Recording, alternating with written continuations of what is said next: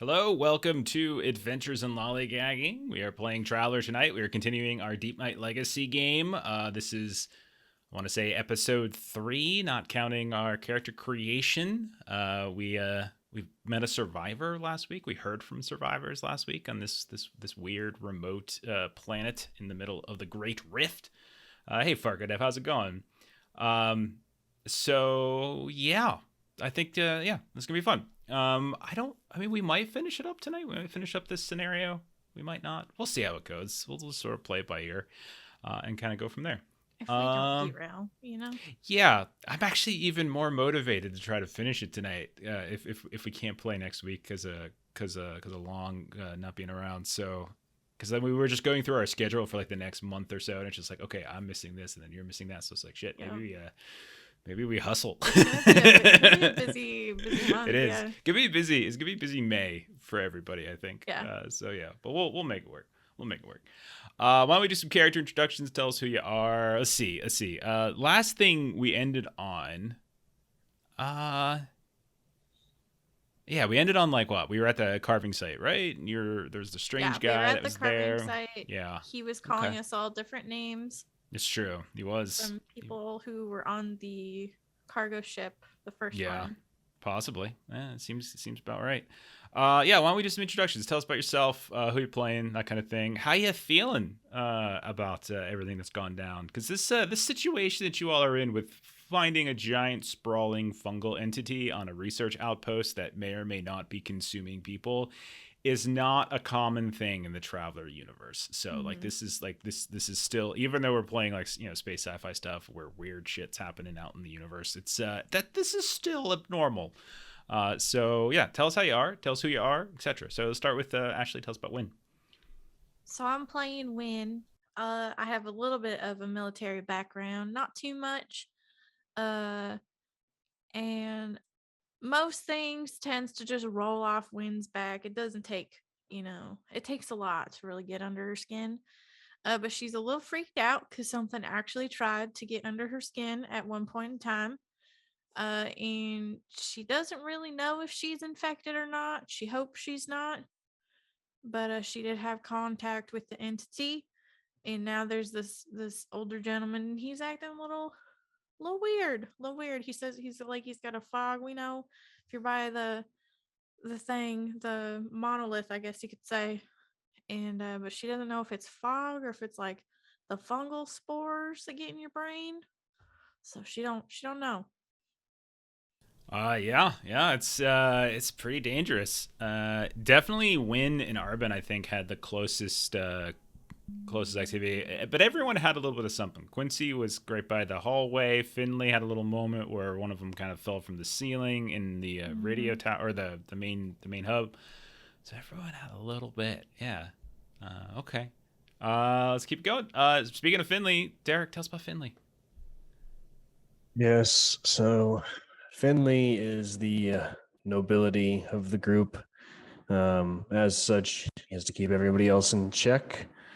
His talents lie more in the realm of communications and just general people skills. I have manners and I've learned how to interact with folks.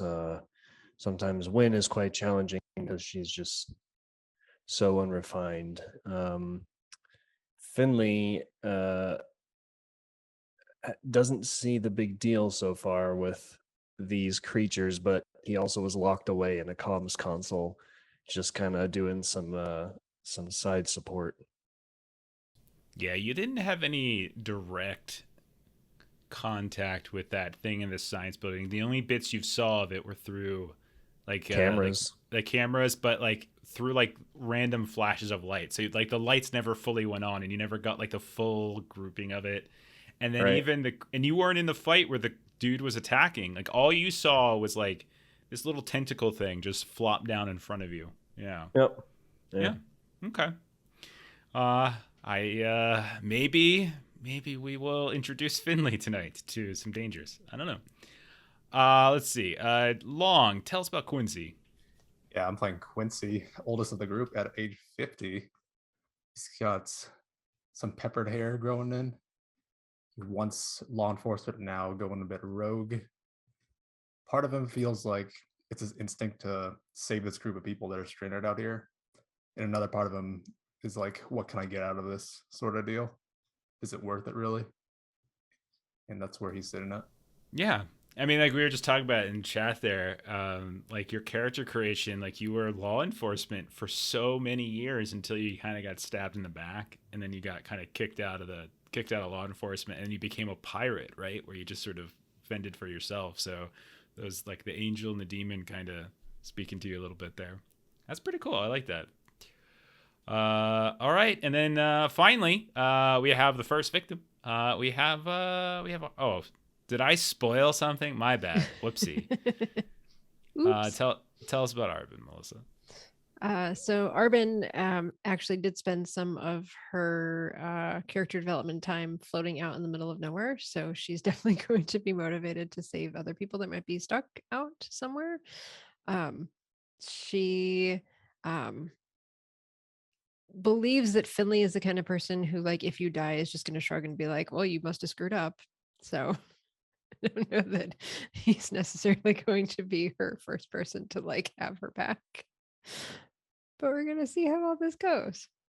Yeah, it's really interesting how like during our Delta Green game, like you kept remarking about how Derek's character just kept like disappearing, and now it's kind of happening again. It's very funny. I think Derek has a type. Okay, he's alone. No one's gonna tell him what to do. He's a lone wolf.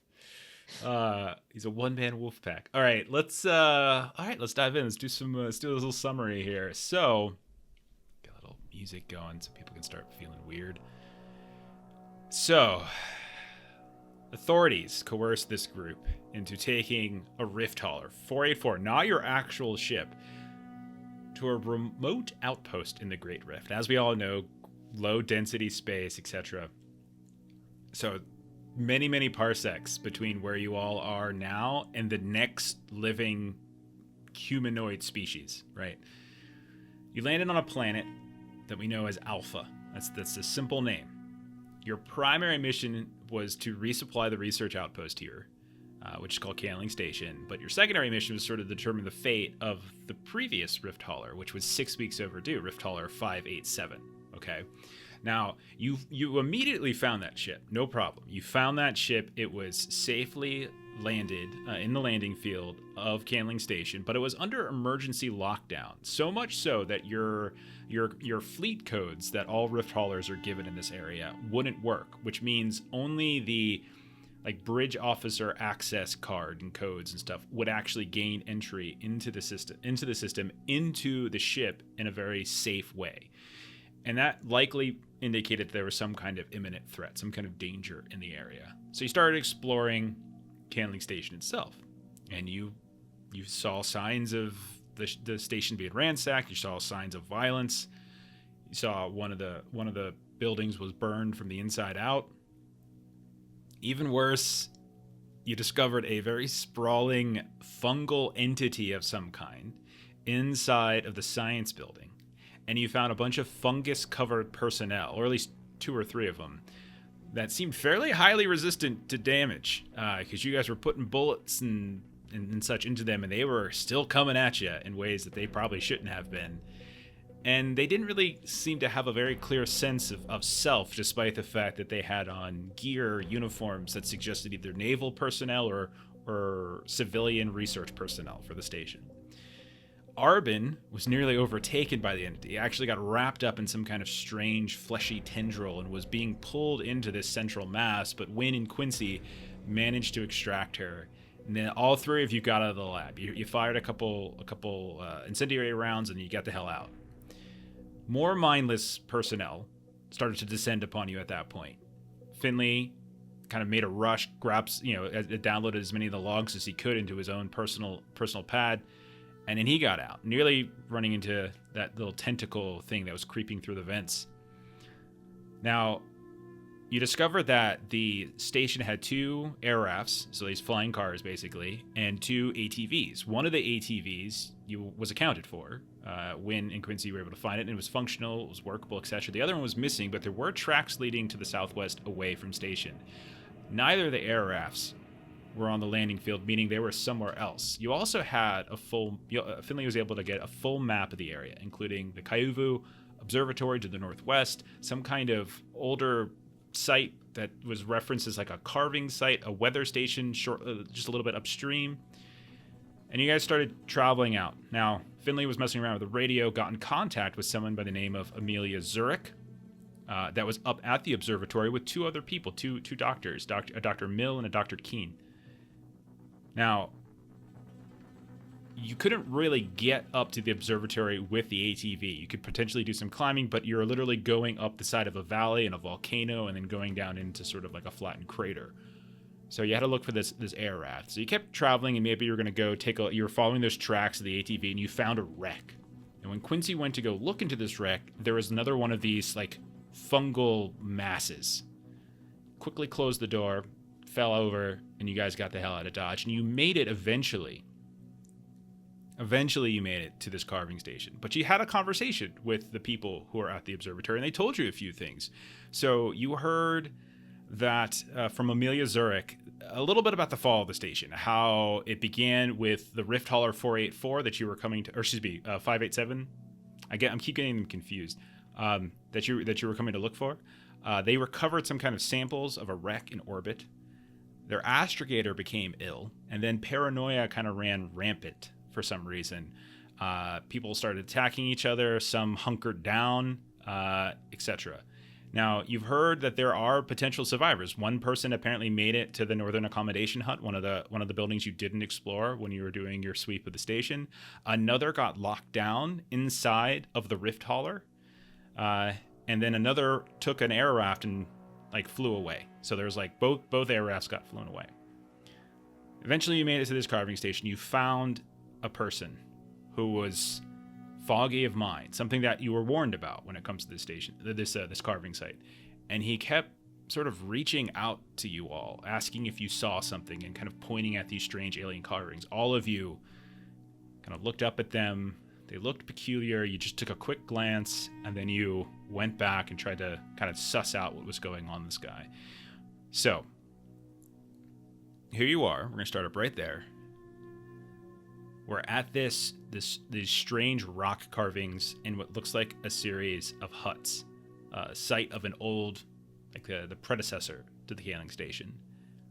He is still here. He looks, bedraggled. He's emaciated, not violent though, but horribly confused.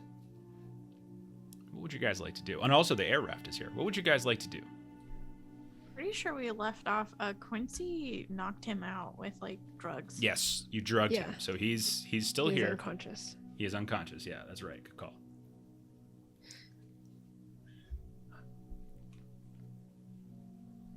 I think one of you should check on this raft to see if it's operable.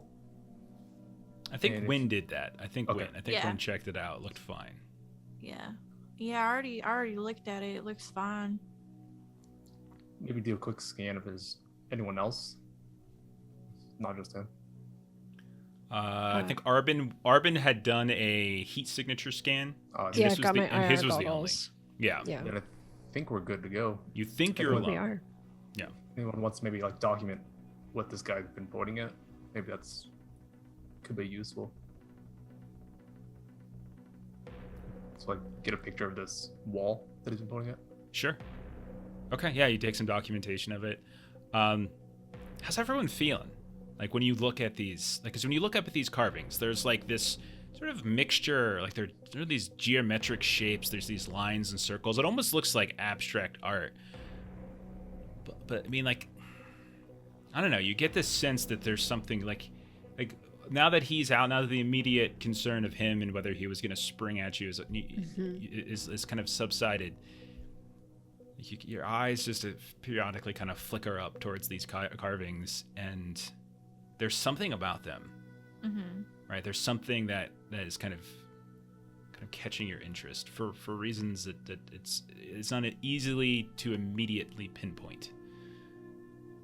I don't think Arbin did this last time, but can Arbin do like a art visual media roll and try to catch some, just know anything about, like, obviously she studied art, in terms of, what where the style of art tends to come from, a time frame for this kind of art, or any. Okay. Here are some of the skills I would take. I would take something like history. I'll take an art. I'll take it. That's fine. I'll take that. History. I'll take anything astrological, not astrological, like astrogation or astronomy or something like that. I'll take that too. Because when you look at it, you get the first, you look at it and you think maybe abstract art, but there's something about it, as if it's like speaking. There's something underneath it. Like you're getting like the hairs on the back of your necks kind of standing up a little bit. Like Would all of you. construction apply at all? No, I don't think so. No? Not Okay. here, no. So I if guess I'll do anybody wants to roll astrogation that. because does anybody have more than one in astrogation? No, Right. I think Anybody can roll this. Yeah. This isn't like anybody can roll this. So if you like, I have no problem if people double up on these types of roll. Hey, Veronica. Oh, gotta hydrate already. Okay.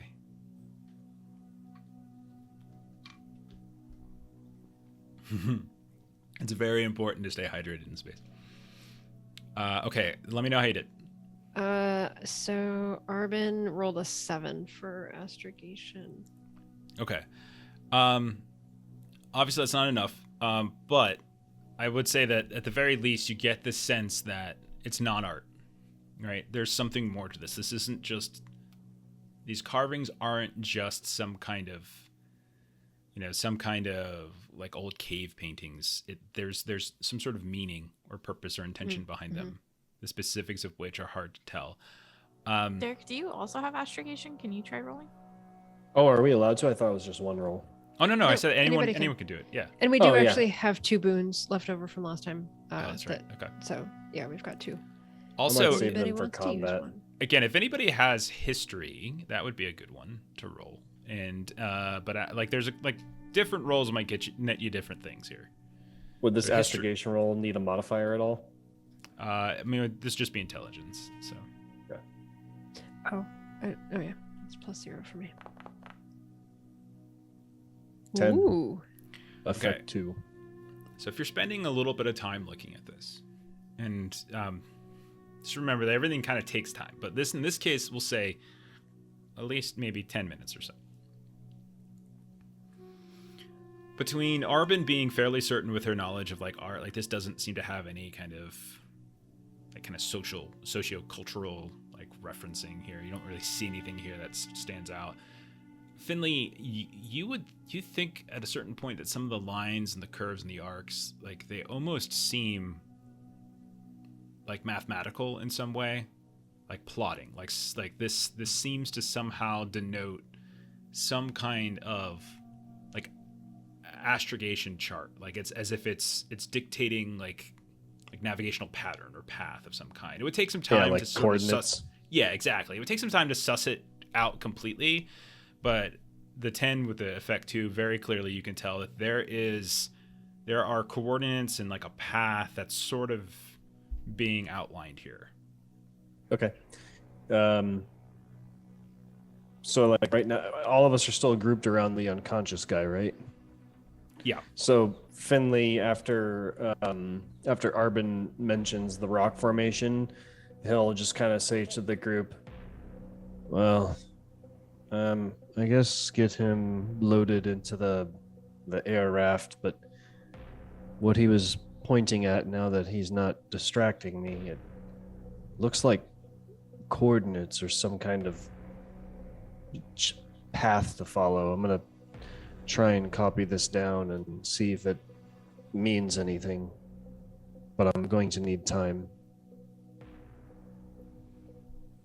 Take your time. I'll look over this guy here. Okay. I'm assuming that my personal computer has just a paint program, Traveler, Sure, micro yeah. Traveler paint. I also imagine you guys have you have cameras, it's Yeah. not a problem. We have them on our phones Oh, today, yeah, so you yeah, guys would that's easily true. have cameras. Yeah, I think we figured out the tech level of what we have should be fine to have Yeah, you guys there's are fine. computer 0 Yeah, or we're 1 or just, something. that Yeah, we yeah, have. yeah. You guys I like how I was gonna draw it documentation. out, and there's an actual camera. Documentation is fine. That sounds like Wobbly had issues with his computer, and instead of just taking a picture of his screen, he drew it Oh in paint God, and I took a remember picture that. of paint. I remember that so much. Oh goodness, the texts I would get from him sometimes. Oh my God. Love it. Derek, I think you have history too, or at least you're at 0, right? Like you Yeah, have, it is at yeah, 0. Go ahead, yeah. go ahead and give that a roll. You're gonna get something from this no matter what, but the better you do, the more I might provide. Okay. There's. I was looking in H and I forgot to sense. Ooh, 9 Okay, and 9. 1. 9 solid. Okay, so there is a species, and this is something that's not like hidden knowledge or anything like that. Like a lot of people probably, to one degree or another, have heard stories. But within our universe, the Traveler Universe, the Imperium, etc., there is a species known as the Ancients. Again, this is not hidden knowledge, okay? So they're just called the Ancients, and they were a species that existed like many tens of thousands of years ago. And they were destroyed, they went extinct, something like that, many, thousands and thousands of years ago. And there are periodically some sites that are popped up here and there, that are studied and by various groups like archaeologists, like xenoarchaeologists, historians, scientists, etc. Okay, so that's something everybody, just common knowledge. It exists. You don't know any real, none of, unless you want to do some rolls on it, you wouldn't know anything more probably specific than that. But Finley, you would know a couple things. You would know that like with your roll, I would give you a couple extra bits. Like you would know that in your education that like you've probably read about, like there was probably theories about how they went extinct or why they went extinct or etc. And that one of the prevailing theories is that there was some kind of cataclysmic war, which like scholars dub the final war, and the technology level of the Ancients was far superior to what you all have access to. So in a like a quantified state, like you guys can get like TL15, some cases TL16 if you go to a handful of very specific planets. But they were using things like TL25. Like we're talking like there's potentially like planet buster bombs that turned planets into like asteroid belts. There was like theories about like actual whole planetoids and small moons that were seized and moved and sort of flung as weapons and things. And that's how advanced these people were. Now, I mention all of this because as you're sitting here, you're kind of denoting this, you're looking at this, you've probably at some point seen in your education with your noble background other sites. And so there's a great deal of similarity. You would think that these are likely carvings of the Ancients.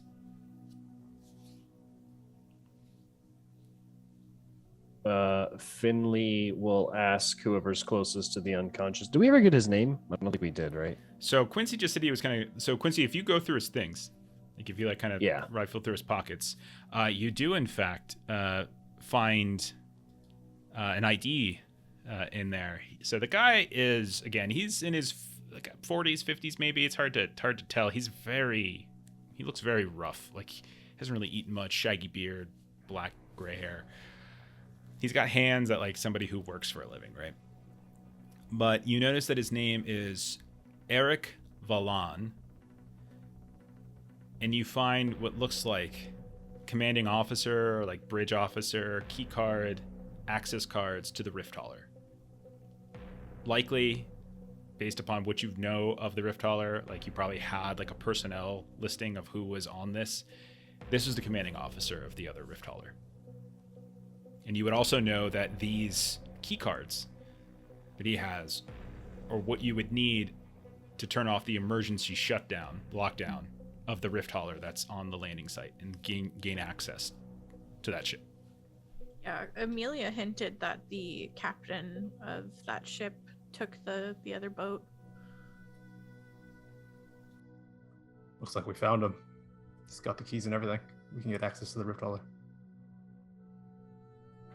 Does he have anything on him about the rock formation? I'm almost positive this was built by the Ancients. If none of you know who they are, they lived in a galaxy far, far away a long, long time ago. Oh no! What did you say? They're gonna take it down. Where's my Oh, money? shit.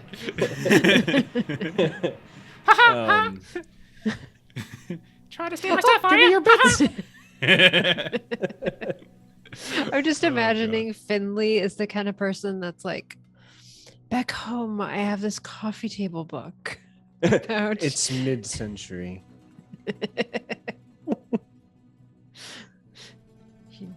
Give us But yeah, the, was there any like notebook or anything since he was staring at it for so long? Yeah, there are some of these huts. You do see that there's stuff here, but you can't really tell anything that's his. It looks like he's got a handful of stuff here. Obviously, you see like there's some basic supplies and things that he occasionally goes through, like wrappers from certain rations and devices, things like that. But no, he doesn't have anything on him. Like he literally just looks like he's draped in nothing. He's got what looks like some tattered. You think it might be a coat of some kind that he was using, almost like a shawl, because it is quite cold. Don't forget. But you do, as you're looking around like some of these huts, you do notice that there's like random items here and there. None of it really makes sense. Like there's like you can see some like he's used it up. Like there's like a little heater, like a space heater thing, and like some survival rations and stuff like that. But you also notice a bunch of random stuff. Like at one point you find like this little device that looks like as you mess around with it, it's like a noise canceling thing that it's a fairly common device that people use for like silence. Like you see another thing that's like a cleaning device. I can't remember what it's called, but it's like a SSS. It's basically like a prestidigitation spell, like as an item that kind of just cleans you up. You see a lot of other personal effects, like what looks like these old, like that have been here for a while. And they're all kind of scattered about, like in sort of these random places, and it's not a particularly neat location. And you have heard that the brain fog, right? Like you come here and these carvings do things to people, and like they kind of mess with their head a little bit. Like everyone kind of feels that sort of weird brain fog a bit. But you see all these like items just kind of scattered about. Like as you go through them, none of them like really stand out as anything extraordinarily important. They instead they just look like personal trinkets, personal items, things that people might bring with them, a specific, a coat here, a hat of some kind, old goggles, things like that. But nothing that's particularly revealing. Can we look to see if there was sort of a pattern in how those items were scattered about?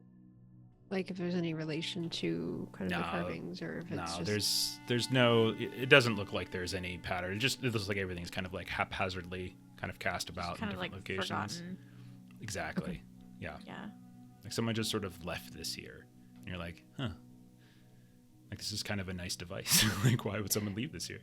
Yeah, I mean, if we're gonna take him with us, I think taking theoretically his things with us would make sense too. So you see Arbin is going around picking stuff up.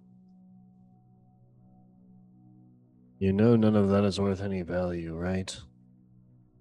Until you're cold and you need a heater, then it's very valuable. The airship likely has a heating and ventilation system.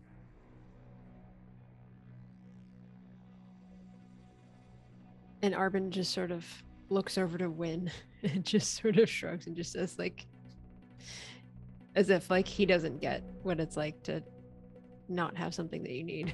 Yeah. Well, I don't know if we really want to stay here too long. So where are we thinking about heading to next? I'll pick up old Eric here, drag him out to the airship or the aircraft. What was it called again? Air raft. Air raft, that's the one. I don't know if I should help. Is he gonna wake up soon? Because he really freaked out when he saw me. Just shared with you all a picture of what old Eric looks like. All right. Little roughed up, little rough for wear. He kind of looks like Mac from The Thing, except with black hair. Yup. We're doomed. Seriously, like any adventure that at all seems to have any parallels with the thing will get me every single time. I don't care. I wonder if he too poured whiskey inside of a computer to beat him in chess. Well, I mean, it cheated, so what are you gonna say? Yeah. Well, Win, right. if you're worried about him waking up, I guess the sooner we leave, the sooner we'll not have a problem I with just that. think it might be better if he wakes up and we're away from here. You know, maybe help him not think that we're other people. It might we go help back with some to of that the- fog too. Should we go back to our rift haulers at all? Does we have access now? Depends Do on the we- travel time.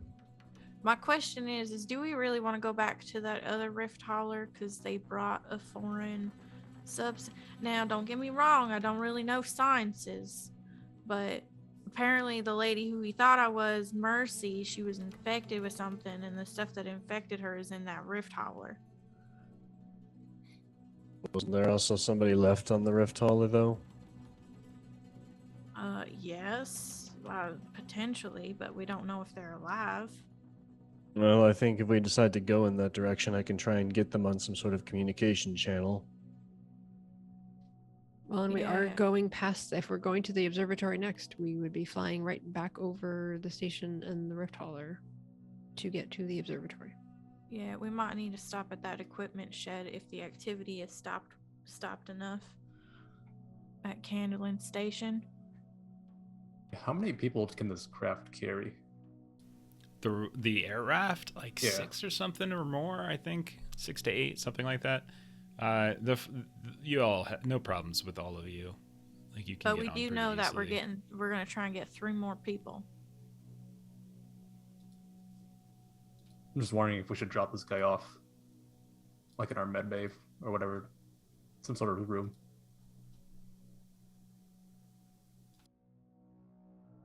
Or alternatively, we can go straight to the observatory with him and then circle back to the station of the rift hauler. Yeah, I don't really... Total is 6. One who flies and then 5 passengers. So Good some to of know. us are gonna have to stay grounded when we go to get those other ones. Yeah, I feel like just taking him with us is too much. So- Maybe we keep them with us grounded though. The ATV, 1 driver, 7 passengers. Okay, cool. Oh well.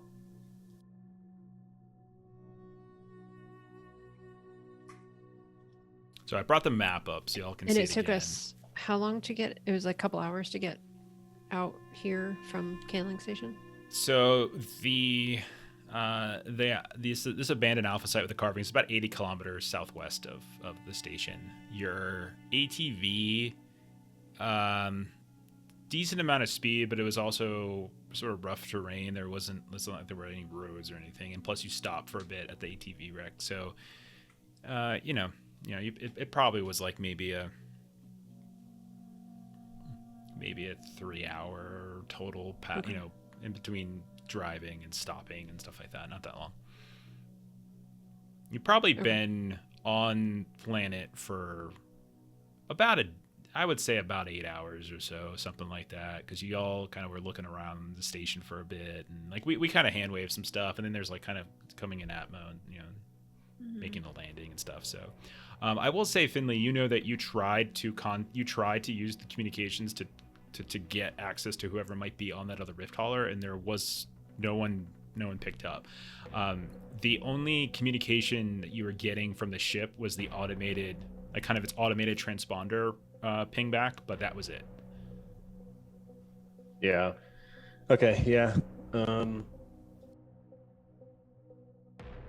mean, we have to go back that way anyway, so Finley might try a little bit more, but he'll just say, well, there's 2 possibilities. They might have used the hauler as the original quarantine vessel and locked patient 0 in there, which would explain why I didn't get any response. But I suppose I could have been using the wrong channel or frequency or something, so I'll see if I can get connected more, and we'll have to put it to a group vote. Or maybe when Eric wakes up, he'll be more with it. Do we have water to give him when he wakes? Yeah, Arbin We already tried. started giving him some. All right, well, we'll see if between those 2 things we feel comfortable enough to open the ship, or if we're just going to make our way to the observatory. Yeah, we do know that there was one area where there might have been a survivor in one of the buildings we didn't get to.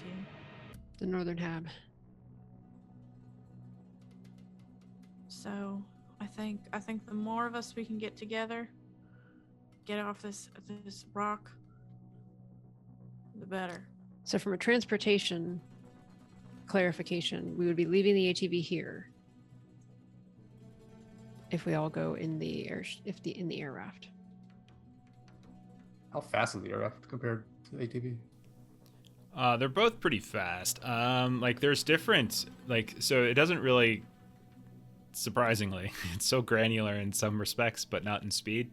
But there's basically just tiers, like high, high, medium, etc., etc. And so they're both very high speed. So Yeah, like, medium. I think high for the ATV. I looked it up last session. It's basically like 200 to 300 kilometers per hour. Yeah. But that's not taking terrain into account. Exactly. Yeah. And there's the terrain is pretty rough, so you wouldn't have been going full speed. You would have, and I think at some point you were going slow because you were following tracks too. That's the other thing to consider with the ATV. Yeah. Yeah. I don't We know. could do both. Yeah, I don't think we should leave the ATV behind. Split the party. What if we just take the ship and we duct? I got duct tape. What if we duct tape it to the top of the ATV and bring it When- back? When I understand I've you're the got one with the two skills. rolls of duct tape. I made It's sure. It's no, it's too heavy. No, you cannot do that. I appreciate the There's a brainstorming line. phase of there's no bad idea. Like, that's Okay. where we're at. All right, so it seems pretty clear. You have kind of two clear options. You can go back to the station, or you can go up to the observatory. That seems to be your two clear options. What are we thinking? I think we have to go back because there's not enough seats. I'll drive the ATV. If y'all want to have Eric in the airship and we meet back at the station. Oh yeah, we could do the Oh, ATV and airship. I think that makes sense. Okay, so the plan then is you're driving and flying back to the station, Yes. Mhm. and then you're dropping like Eric in your ship, Yeah. and then you're leaving again. If it's I been a do long want day, to point then out maybe- that there's 3 survivors on the observatory. So even if you go without Eric, you still have more people. You're still gonna have to take 2 trips to come back Yeah. and forth to the observatory. So Yeah. no matter whether you drop him off first or not, it's not gonna matter mathematically. Well, what if more like we take the ATV as well near the observatory, and we can like take the airship sort of deal. So it's not like back and forth twice. Oh, I like would we- say It's let's- one- I would say let's bring the ATV back to the station so it's at least at a central point, right. and then we can go on to the observatory. Because then the ATV is at least going to be available for people who need it, like if the survivors can get out or whatever. So I would say let's do that. So we're basically just making sure the ATV is accessible and then going on to the observatory with the air raft. Okay, so so Arbin, you're So- driving the ATV, Yep. and the rest of you are flying in the kind of overhead, and you're Yeah. both okay. That's fine. Alternate use of duct tape and chap. Split the party, then duct tape them back together. Yes. After I've mauled. Yeah, you forgot that part. After I've mauled them. Okay. Come on, this isn't Holler. I don't kill characters right off the bat. You know? I Sorry, still Dan. can't believe that happened. I still feel bad, but then he came up with a really hilarious character idea, so it was Oh, worth good. it. I'm It was totally worth it. It's totally worth it. Okay. Okay, so we're gonna do this. No problem. You all get on the ship. Or you get in the ATV and you drive back. It's fine. There's no you don't have to do any specific roles. None of this is under duress. Everything's simple. This is like just driving a car. There's nothing to this. Now, when you approach the station, here's what I want to know: is like, how are you approaching the station? Like, what are you doing when you approach the station? Like, you know that the last time you saw there were active shamblers moving about, and they were chasing you to some degree. Like, they were slower than you all, but they were chasing after you. So as you approach the station, remember that it's this big bubble of light. And you can see it now from the outside looking in. You see a big old bubble of bright Yeah. light. And you can see almost everything looking in. Obviously, the buildings are obscuring certain sights and things like that. what do you want to do as you approach? Like, who's who's going in first? Are we landing? Are we driving? Like, walk me through the process here. Wynn was thinking as we approach, just be like hops on comms, and Arbin, you got your heat goggles. I was wondering if those damn shambling things show up on them at all. I also have goggles like that. Yeah, so I will do a 360 with my IR goggles and see what there is to see. You used them before, and you did notice that you weren't getting like heat signatures or anything like that. Okay, and nothing has changed in the time that we've been gone. Doesn't appear so. No, sorry. Okay. I'm gonna scare you all with it. I'd like So to... what I was... Oh, go ahead, Derek. I was gonna say what I was thinking was that we could like fly in on the air raft first, and then I could try and just scout around using that, since I have the light intensifier goggles, which I think are the same thing. I think they're able to see because is it dark out yet? It's always dark. It's either like Oh, the yeah, lightest that's it right. gets on the planet is dusk, but don't forget that the entire base is lit up like Yeah. a bright. It's like everything's It's bright. like There's we're always inside a floodlights. disco ball. It's Like a big just- old bright bubble, so you can see everything in there. So like there's no real issue with sight within that bubble. Okay. Yeah, I mean, in that case, then I think we could fly in first and see. I could use the IR goggles in case, because I have the level 9 light intensifier ones. We could scout around and then land, and then the person can drive in. Okay. As we're approaching, I'd like to look through my scope on my rifle and see if there's movement. Sure. Sure. Yeah, we can do that. Do a recon. Okay. I just want to point out that I was waiting, because I was like, yeah, Arbin will drive the ATV, thinking maybe someone else will go in the ATV with me. Nope. Everyone's just going to leave me in the ATV all by myself. Cool. I mean, you are All right, infected, then. so yeah. Okay. 11 with an effective 3. All right. You notice a couple things.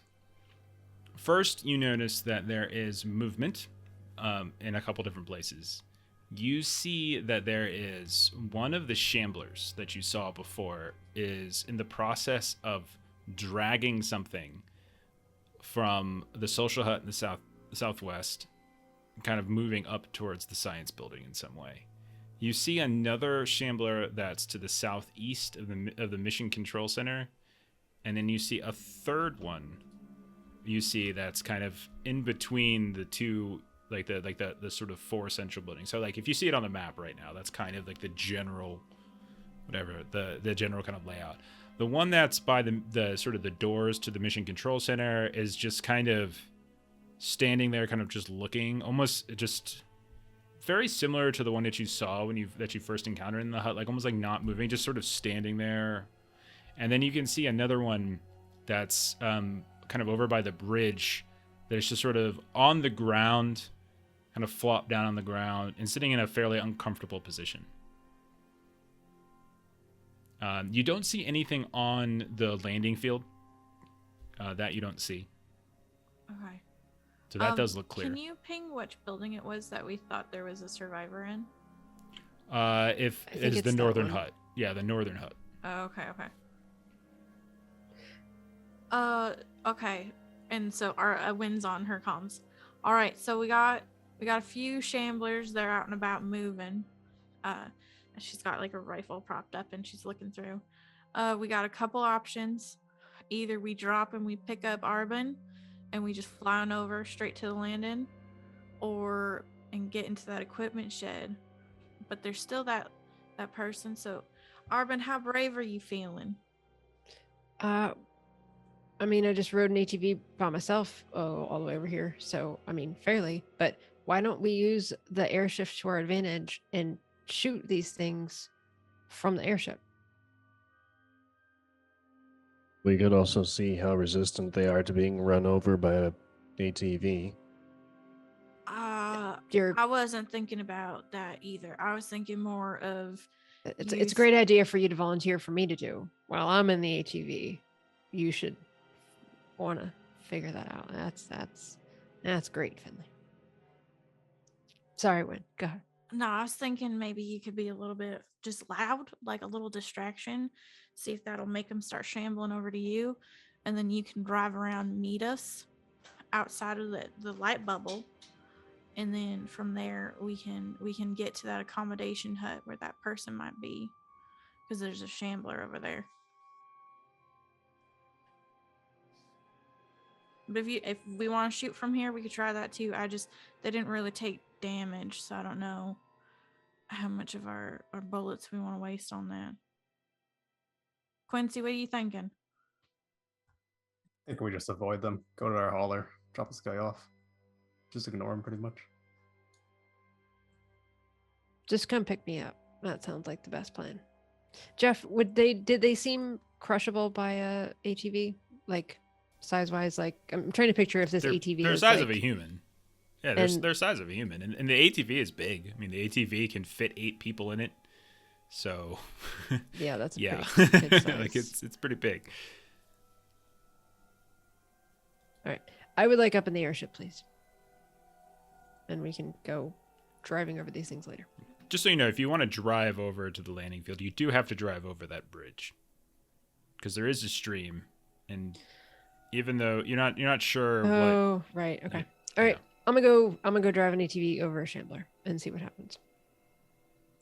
Well, we can still pick you up like before, like because I'm thinking we're kind of like on the outside of the bubble right now in the dark, peering in.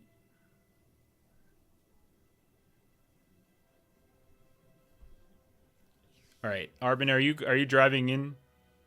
Yes. I hear like so much stuff, and like someone tell me what we're doing.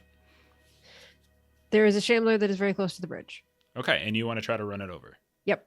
Okay, I'm gonna need a That's what I'm drive doing. test. I think this is gonna require a drive test since you're specifically trying to do something. This is a Should little have bit checked under to make duress. sure I do have drive. Okay. Okay. Okay. And I'm gonna gonna- say, I'm gonna take one of those boons. Do you also would this use Dex as a mod? I'm trying to figure out what to add as mods. Yeah. I mean, I think I don't really Dex have makes much sense. in the way of mods, actually. Oh, Because when I took some, as I got older, I took a bunch of negative effects right there toward the end. Drugs. So I don't really have Whatever. All It's right, still so gonna it's be a it's still gonna be drive Dex. Yep. normal with a.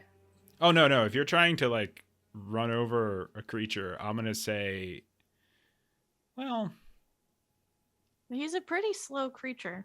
yeah, but this isn't like there's not like these massive. It's not like there's like where you're in the middle of a field. There are other concerns here of like stopping at the right and current turning. So I am gonna kick this up to a 10. Actually, I think because Oh. it's more about like do you hit it and are you able to continue to control your vehicle before it slams into a hut or it slams into the mission control center or it slams into the stream. I think that's Okay. really the more difficulty. Okay. So That's an 8. yeah, so as you start hauling into the actual station, like you breach the kind of the light barrier. You pick up speed, but you also realize that it's fairly tight here, and you want to ramp up the speed and hit this thing at a decently high pace, but at the same time, there's not as much room to just like slam on the brakes. You're worrying about skidding into the stream. You're worried about hitting the accommodation set. So you kind of go after it, but you go at a much lower, kind of a lower pace than you want. You still hit it, but you're not like gonna just utterly demolish it. It's more along the lines of like it gets hit and sort of gets tossed to the side a bit. Go ahead and roll 2d6, and then you can use the effect as a modifier for your damage.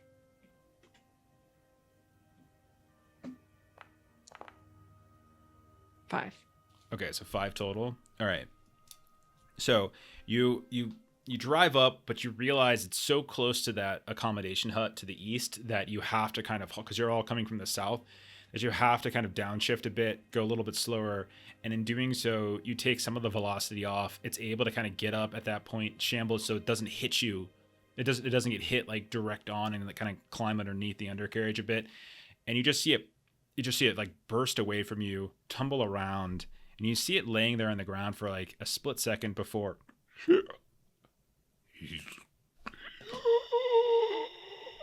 as it starts to get up at that point.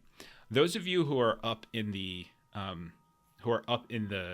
air raft looking down, so if you're still like looking down your scope, and I also am going to say, is anyone who's trying to fire from a flying car, this is going to be a much more difficult shot than if you were like stable on the ground.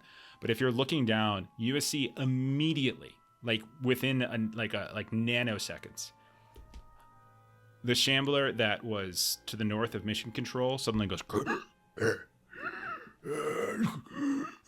and starts moving in the direction of where Arbin hit the creature with the ATV, and the one that was dragging something into the science building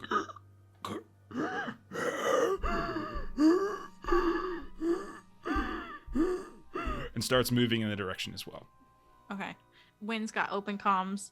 Well, shit. Arbin, you got those two other shamblers. They are inbound.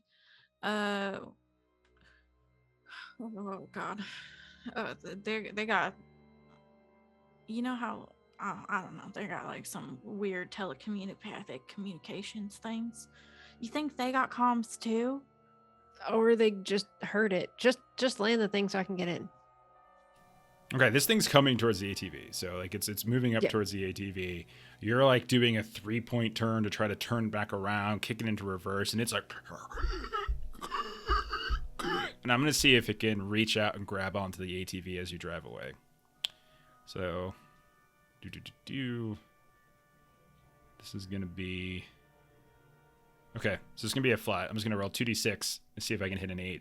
And it's going to try to grab onto the ATV as you kind of 3-point turn and try to curve back towards the landing field.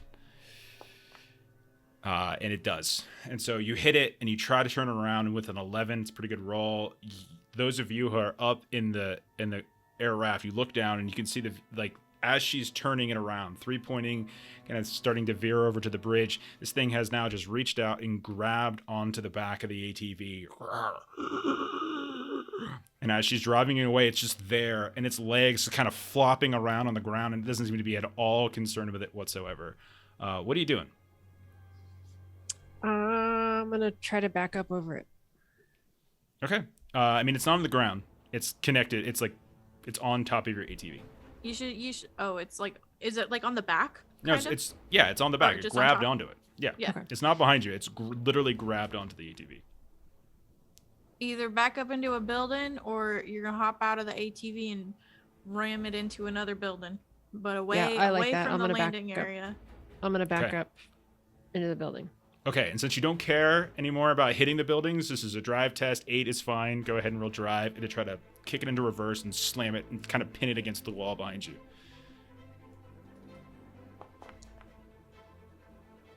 Oh no! So what happens is you kick it into reverse, you peel back, the tires kind of screech against the flattened earth. You smash it into the eastern section of the mission control center, except it managed to, at the last second, just kind of pull itself up. You kind of maybe get a piece of it ripped off. You're not really sure, but it's kind of still crawling over the top of the ATV. You look at the eastern side of the mission control wall. It is literally crumbling. It is like there's a hole in it. It's crumbling down, but it isn't pinned at this point, and it's still crawling over top of the ATV. Those of you in the air ref, what are you doing?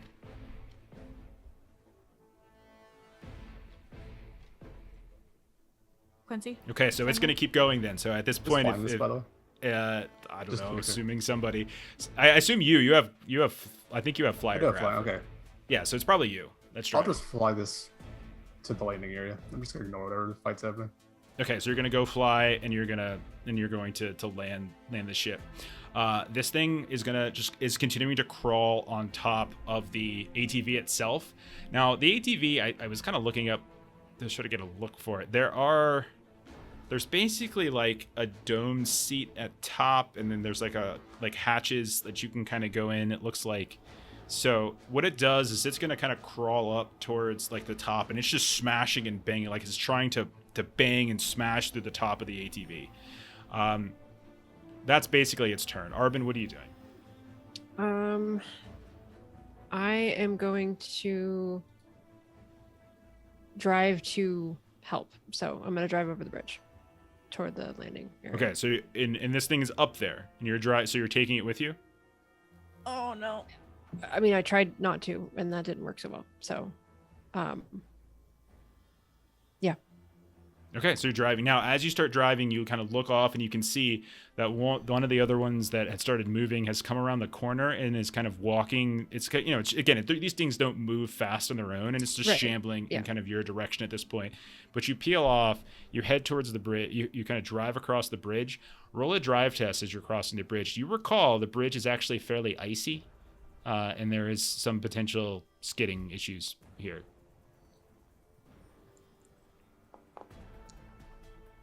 Okay. That's Keep why I was rolling. like, oh no, the ice. So, Jeez, as I did not remember about the ice. Quincy, as you're landing, kind of turning around and you look towards the bridge and you watch as the ATV, as Arbin is driving, there's a creature on top of it that's just smashing away at the ceiling. The ATV just starts to skid until it kind of falls over top of the bridge. The rear of the tires themselves, the ATV, the treads and everything are still on the bridge, but the front side of the ATV now dips down into the icy stream. Remember, the stream's not very deep, so it just kind of flops down and it kind of crashes over the side. It's not going to be like a whole ton of damage or anything like that, but it does veer off, and you can see that it's skidded off the bridge at this point. I am going to roll a test to see if this thing can hang on. So I'm going to roll 2d6, see if it can hang on. Needs an 8, or does it get flung into the stream on the crash? That'll work too. And it does get flung into the stream. So you can see that in addition to this thing crashing down, the actual shambler flings over top, doesn't manage to keep control, and splashes down into the icy water.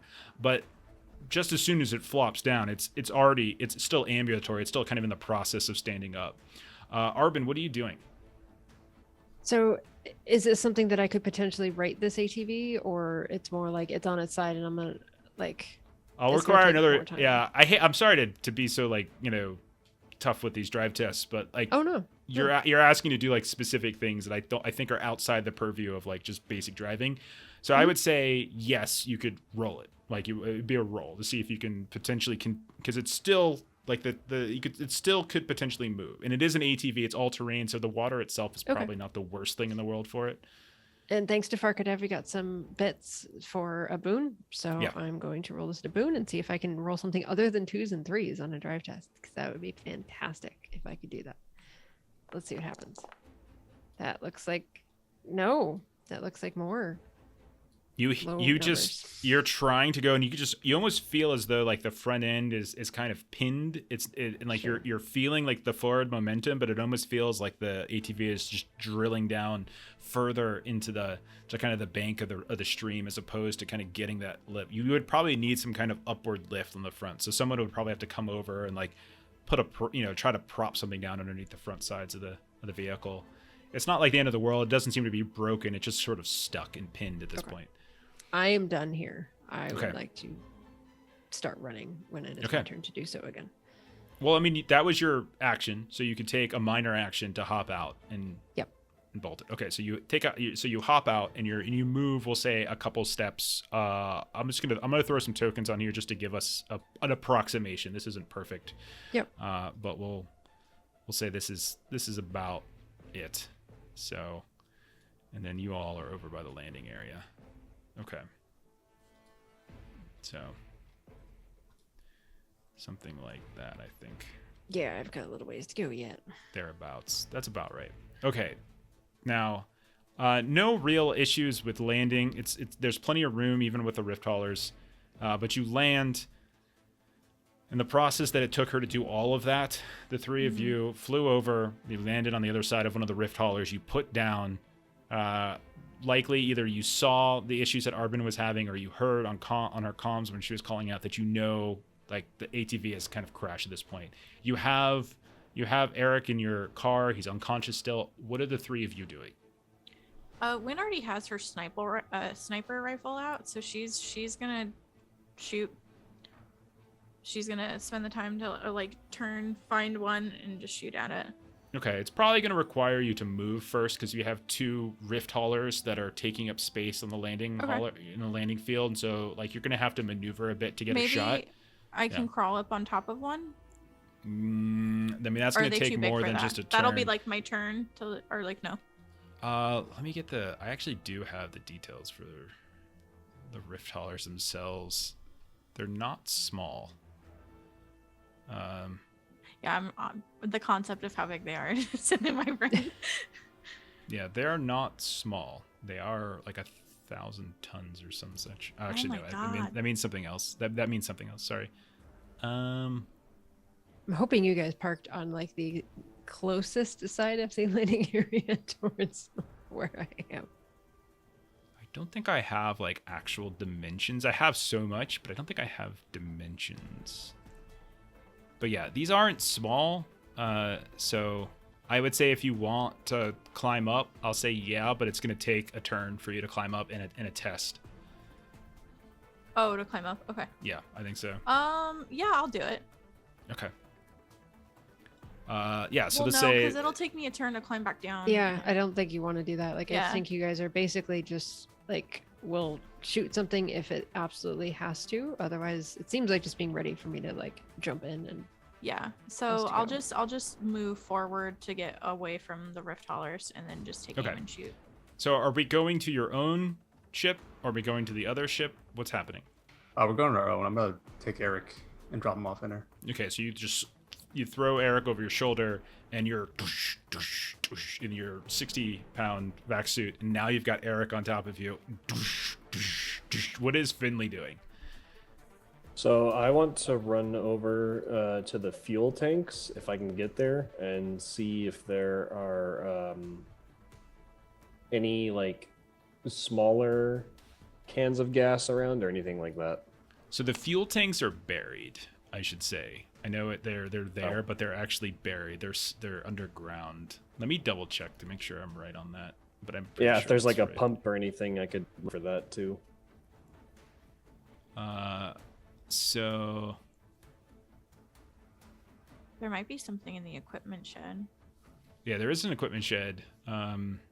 Okay, so there is a pumping unit. So you knew that you guys did do a scan, like you did kind of moved around a bit. So there is a small pumping unit. It draws water. So like it's also this stuff's kind of in the same area. Like there's what looks like liquid hydrogen tanks that are on and on the stream side, the west side of the landing area. So that's kind of what you're looking at. Those are like liquid hydrogen tanks, but it looks like those are buried. There's also some kind of pumping unit where that looks like they're taking water in from the stream itself. There's pipes that kind of run across as well. There is the equipment shed house that has various like Starship support equipment, like trolleys and things like that, and different fuel hoses. So you're not going to probably find like a gasoline tank, like a little small gasoline hand tank. This is like fuel for starships. So like it's like they connect via hoses to it. And there's no like bucket or any kind of like what's the container in the equipment shed? Oh no, I'm sure there's going to be stuff like that in the equipment shed. Yeah. Okay, that's what he'll do is he'll make his way over there and try and get some of the liquid hydrogen into something that can hold a decent amount. Okay. Sure. All right. So, and then when you're just kind of moving in such a way as to like keep an eye on Arbin to make sure she's clear. Yeah, Quincy. if I need to shoot. Okay. Now, Arbin, what are you doing? So unless like you know that you can probably outrun these things, they do shamble and move, but are you just running full speed to your rift hauler at this point? Because they are Yes. following you. I think so. Because I'm trying to remember, like, fire seemed to work against them. Regular old guns, not so much. From last week. I mean, The fire, like, yeah, it caught them on fire and stuff, but it didn't do too much Okay. extra that we noticed. Where are Uh, you running? yeah, I'm just gonna say for now I'm running, and if I think of something better, I'll say it Yeah, but where? to the Rift Holler. Okay. To your own, I presume, because there are 2 on the field. Don't forget. So, okay, so you're just going over towards where Quincy is. Yes. Okay, so you run over towards where Quincy is. Hey, Adam, how's it going? Okay, so you head over. And you're running and you're running and you're running. I'm just gonna do a quick test really fast. On something. Nothing to worry about. Okay. Finley, roll. Roll like a stealth if you have it. If not, roll it untrained. You're trying to like, just to see if they this is sort of like an opposed test here. I want to see if they notice you. Okay. All right. So this is what happens when, as you're the one who's kind of eyeing them as they're kind of shambling about, like you can see underneath some of the landing support beams and stuff of some of the ships around them here and there. You can see them starting to shamble and move. You see one continues to sort of shamble and follow after Arbin, but you see a second one as it kind of crosses over the stream begin to kind of veer off northward. And you also notice, like, right across the stream over by where one of the accommodation huts are, like the third one is beginning to, it's like right up. It's still on the western side of the stream, but it's like literally just cutting right across. It just doesn't care whatsoever about like the cold or anything like that. It looks like it's just going to come clear across, but you're pretty sure one of them might have caught sight of Finley as he made a run for the equipment shed. Still a ways away from him, but you think that like that it definitely saw Finley. So it just was okay. Quincy, you're able to, like, you have the codes and the cards and stuff like that, so you're able to open up the ship no problem. Finley, we'll say you get to the equipment shed. I'll say you're able to look to the south, and you can see that one of them has started to shamble in your direction as if it has caught sight of you as you're moving. You've got the equipment shed open. You're looking for some sort of container that you can try to pump, liquid hydrogen into. Okay, I think that's probably easy enough to find, so that's not going to require a roll. What's your plan here? I was going to try and douse them, and then I know people have incendiary rounds, so just make them like a towering inferno. Okay, sure. So you have like do you have engineering or anything like that? No. Let's see what you got. I'm a mechanic. That'll do. Yeah. Okay, yeah, roll that. Everything's being done under pressure here, so it's about operating and sort of pouring, like you're handling liquid hydrogen. You're trying to use like a pump that normally has like a hose connector from the underground pumps to the ship. So you're trying to do something that's not necessarily commonly done. It's not like a gas station. And so it's a question if you do so easily. And with an 8, you do. It's a little dicey. You almost a couple times spill some of this liquid hydrogen onto yourself, which would be a very bad thing. But yeah, we'll say you have some kind of container of some of the stuff out of the tanks here. And you can look down and you can see that they're still kind of moving up towards you. Now, you know that if any of this gets onto your skin or your clothes, this could be very, very bad. But since this is specifically a Starship equipment shed, I'm going to say there's something in this shed that can handle taking this. I don't know shit about liquid hydrogen, so there you go. But we have the temperature in chat, so we've got fact checkers at the ready. I did a Wikipedia search real fast. But sometimes you guys don't talk enough for me to finish reading what I want to read. I'm like, why did you stop talking? Can't you see me clearly reading a webpage right now? What are you doing? Keep talking. All right. All right. So would I move at half speed with this, or because once I have this filled, if I'm able to move, I'm going to do so. I'll say I'll say it's not going to take you half speed because they would catch you and probably kill you at that point. But I'll say that it is It is dangerous carrying this. You don't want it sloshing around too much. So you probably, I would say you probably want to dedicate like all your attention to moving this as opposed to like doing other actions at the same time. So as long as you're dedicating your whole turn to moving, you're probably fine. Okay. And if I'm able to, then I want to get to like right there and then see if the two that are closest to us here will like group up so I can get them both. One of them is going after Arbin, and they're not as close as they look like on the map. One of them is clearly like just beelining towards Arbin, who is running full sprint towards the back of the rift hauler and getting onto the rift hauler. So they're not that close to one another. Okay. Yeah, you could easily kind of either douse one if you want to get really close to it. It would require you getting close to it, or you can like throw it on the ground or something like that and try to lure it in. It's up to you.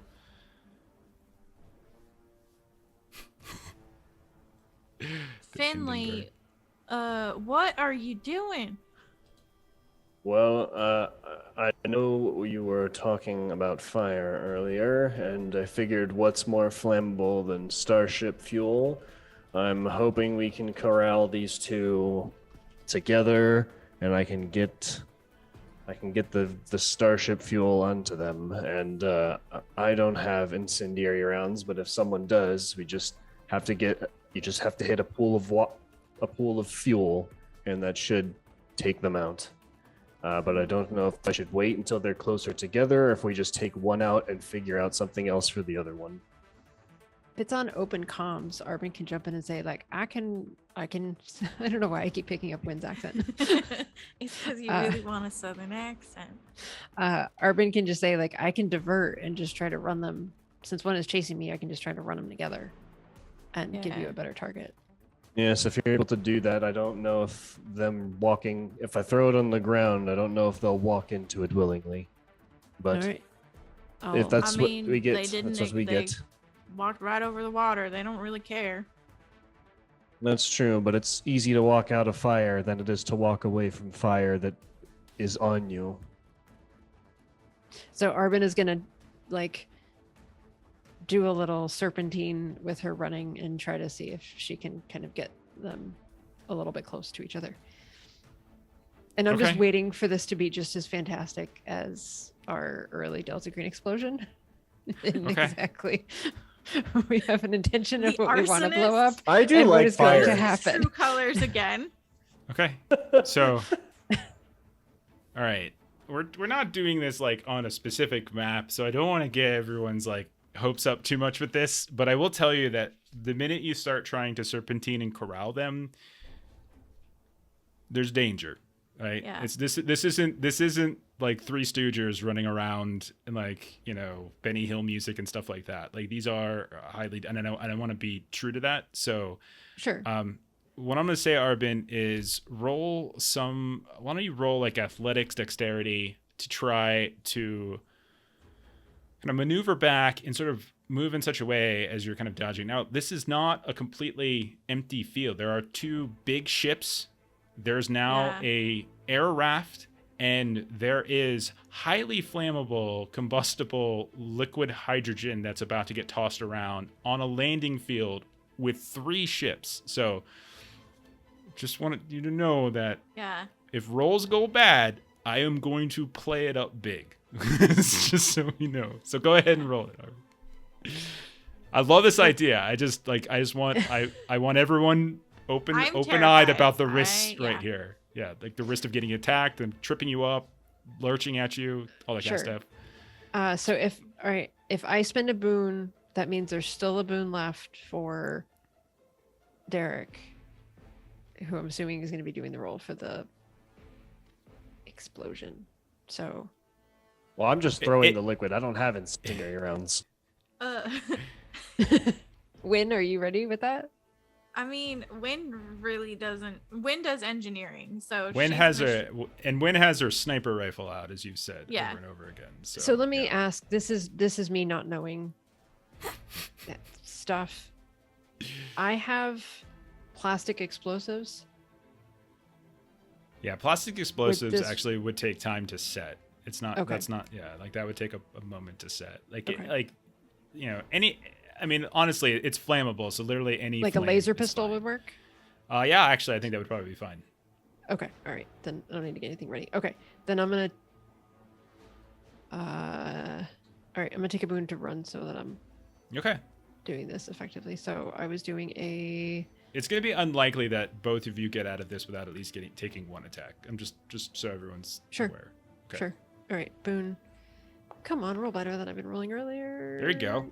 All right, 10. So That's as you two. start, as you you got this plan that you're concocting, and you turn around, you start running, and you see as you turn around, you almost like slam into this other shambler that's been coming after you. It like lunges out, but you manage to like dart out of the way, and you sort of jump over what looks like a couple of these stray hoses and cables that it gets tripped up in for a moment, but then it kind of catches itself and it begins to shamble after you. The other one is still coming towards Finley, and then I would say when you would notice that the one that was on the other side of the stream has finally crossed over and is now kind of entering the fray as well. Quincy, you're inside. As far as I know, are you going inside, or are you just dropping him and then coming back out to help? I'll come back to help after I. Okay, so you just like kind of drop him and then you come. All right, so you're running back out and you see just in time for Arbin kind of do this little parkour move where she just sort of hops off of like the side of a rift hauler here and kind of dodges over top of a pile of hoses and kind of gets past this other one who lunges out, just barely missing her. And then, Win, where are you at in all this situation? She's pretty close to our rift hauler. Okay. And so we'll say you and Quincy are near each other, and then Finley and Arbin are now near each other. Okay. Yeah. All right. So here's what I want to, like, here's the last bit. Like, you're trying to group them together so you can kind of throw this, like, literally just, like, chuck this hydrogen on top of them. Okay. I'm going to want to test to try to group them. Because there is one other that's literally just shambling and moving after Finley. And, like, at a certain point, as you start serpentining around, like, they're starting to move up around each other. And it doesn't look like they care too much which one of them hits you.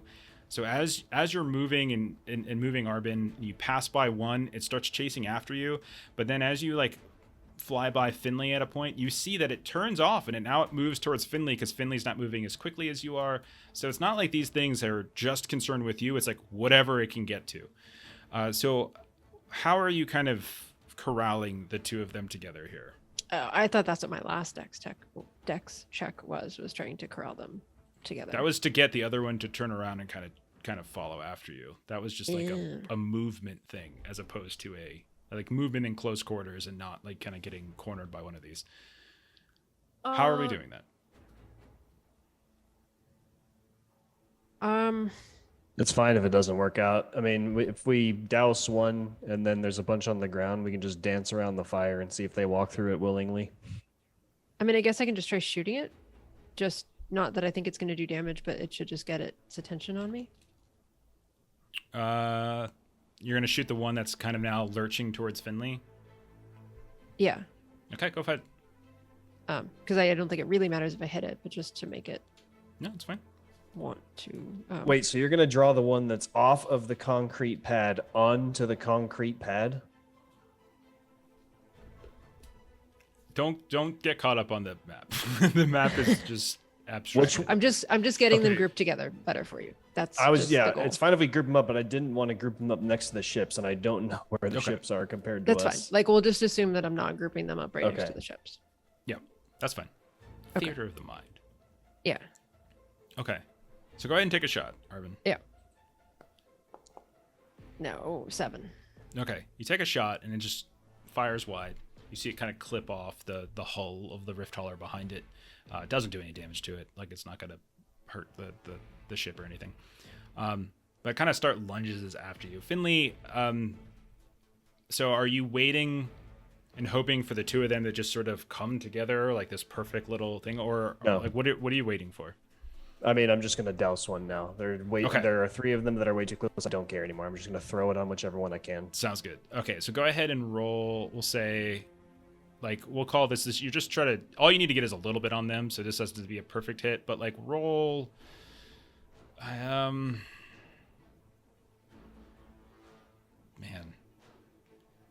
I have no idea. I would say just roll like a pure dex. How about that? Just roll pure dex. And we do Okay. have a boon left if you want it. And we'll just say like a 6 or something is probably enough to douse some of them. How do I Some use of a it. boon with a dex roll? It should be the same thing. 'Cause there should still be a pop. Roll type. Oh, right. Okay, yeah. Okay, yeah, you managed to with the 8, so that'll be because I wanted a 6, so that's a success with an effective 2. You managed to fully douse one, and we'll say there's a little bit of splash onto another, but not like on the other one as it's like kind of lurching towards Arbin as it's shooting at it, and it gets a little bit on it, but not a whole lot. So kind of like 1 1/4 get doused, and so that's all Okay. fine and good. All right. I Yeah, I Finley do will want say you- like shoot it. Okay. How about you go ahead and you still have movement, so you can still kind of move and dance Oh, around. right. So that's fine. It's if you still have your movement, you're good to go. Quincy and when you kind of move up, you can see that Arbin is dancing around, but the two of them are closing in on her. Like literally, she's getting closed in on from either side, and she's about to get a swing from one of them. Finley manages to splash the two of them as they're chasing, and they're kind of closing in on her. But it looks like Arbin is probably gonna get hit in a moment. What did the two of you want to do to try to help with this situation?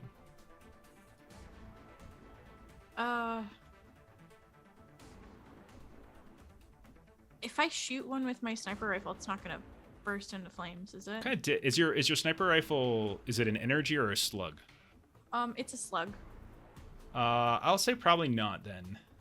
Okay. Yeah, then I'm gonna shoot one of them with my sniper rifle. Okay.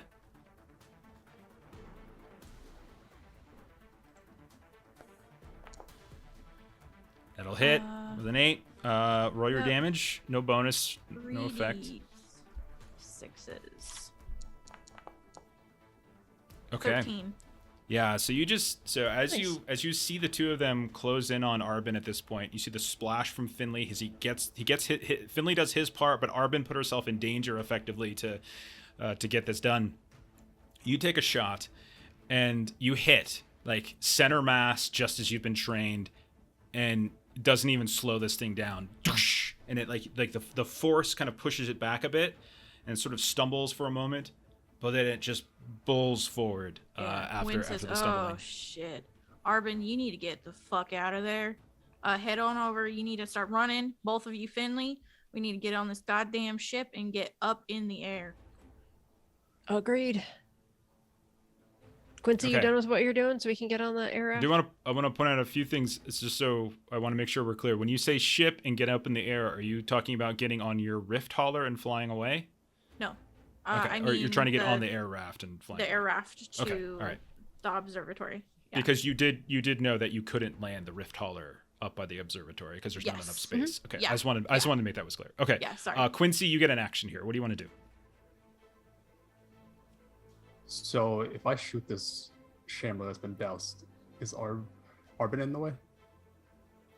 Are you trying to ignite the one that's been like heavily doused? Yeah. Okay. Arbin's close. I'll probably ask for a roll from her to see what happens. I'm not gonna shoot it though. Okay. I'll take aim as well. Okay, sounds good. That's right. Get to the chopper. Get to the air raft.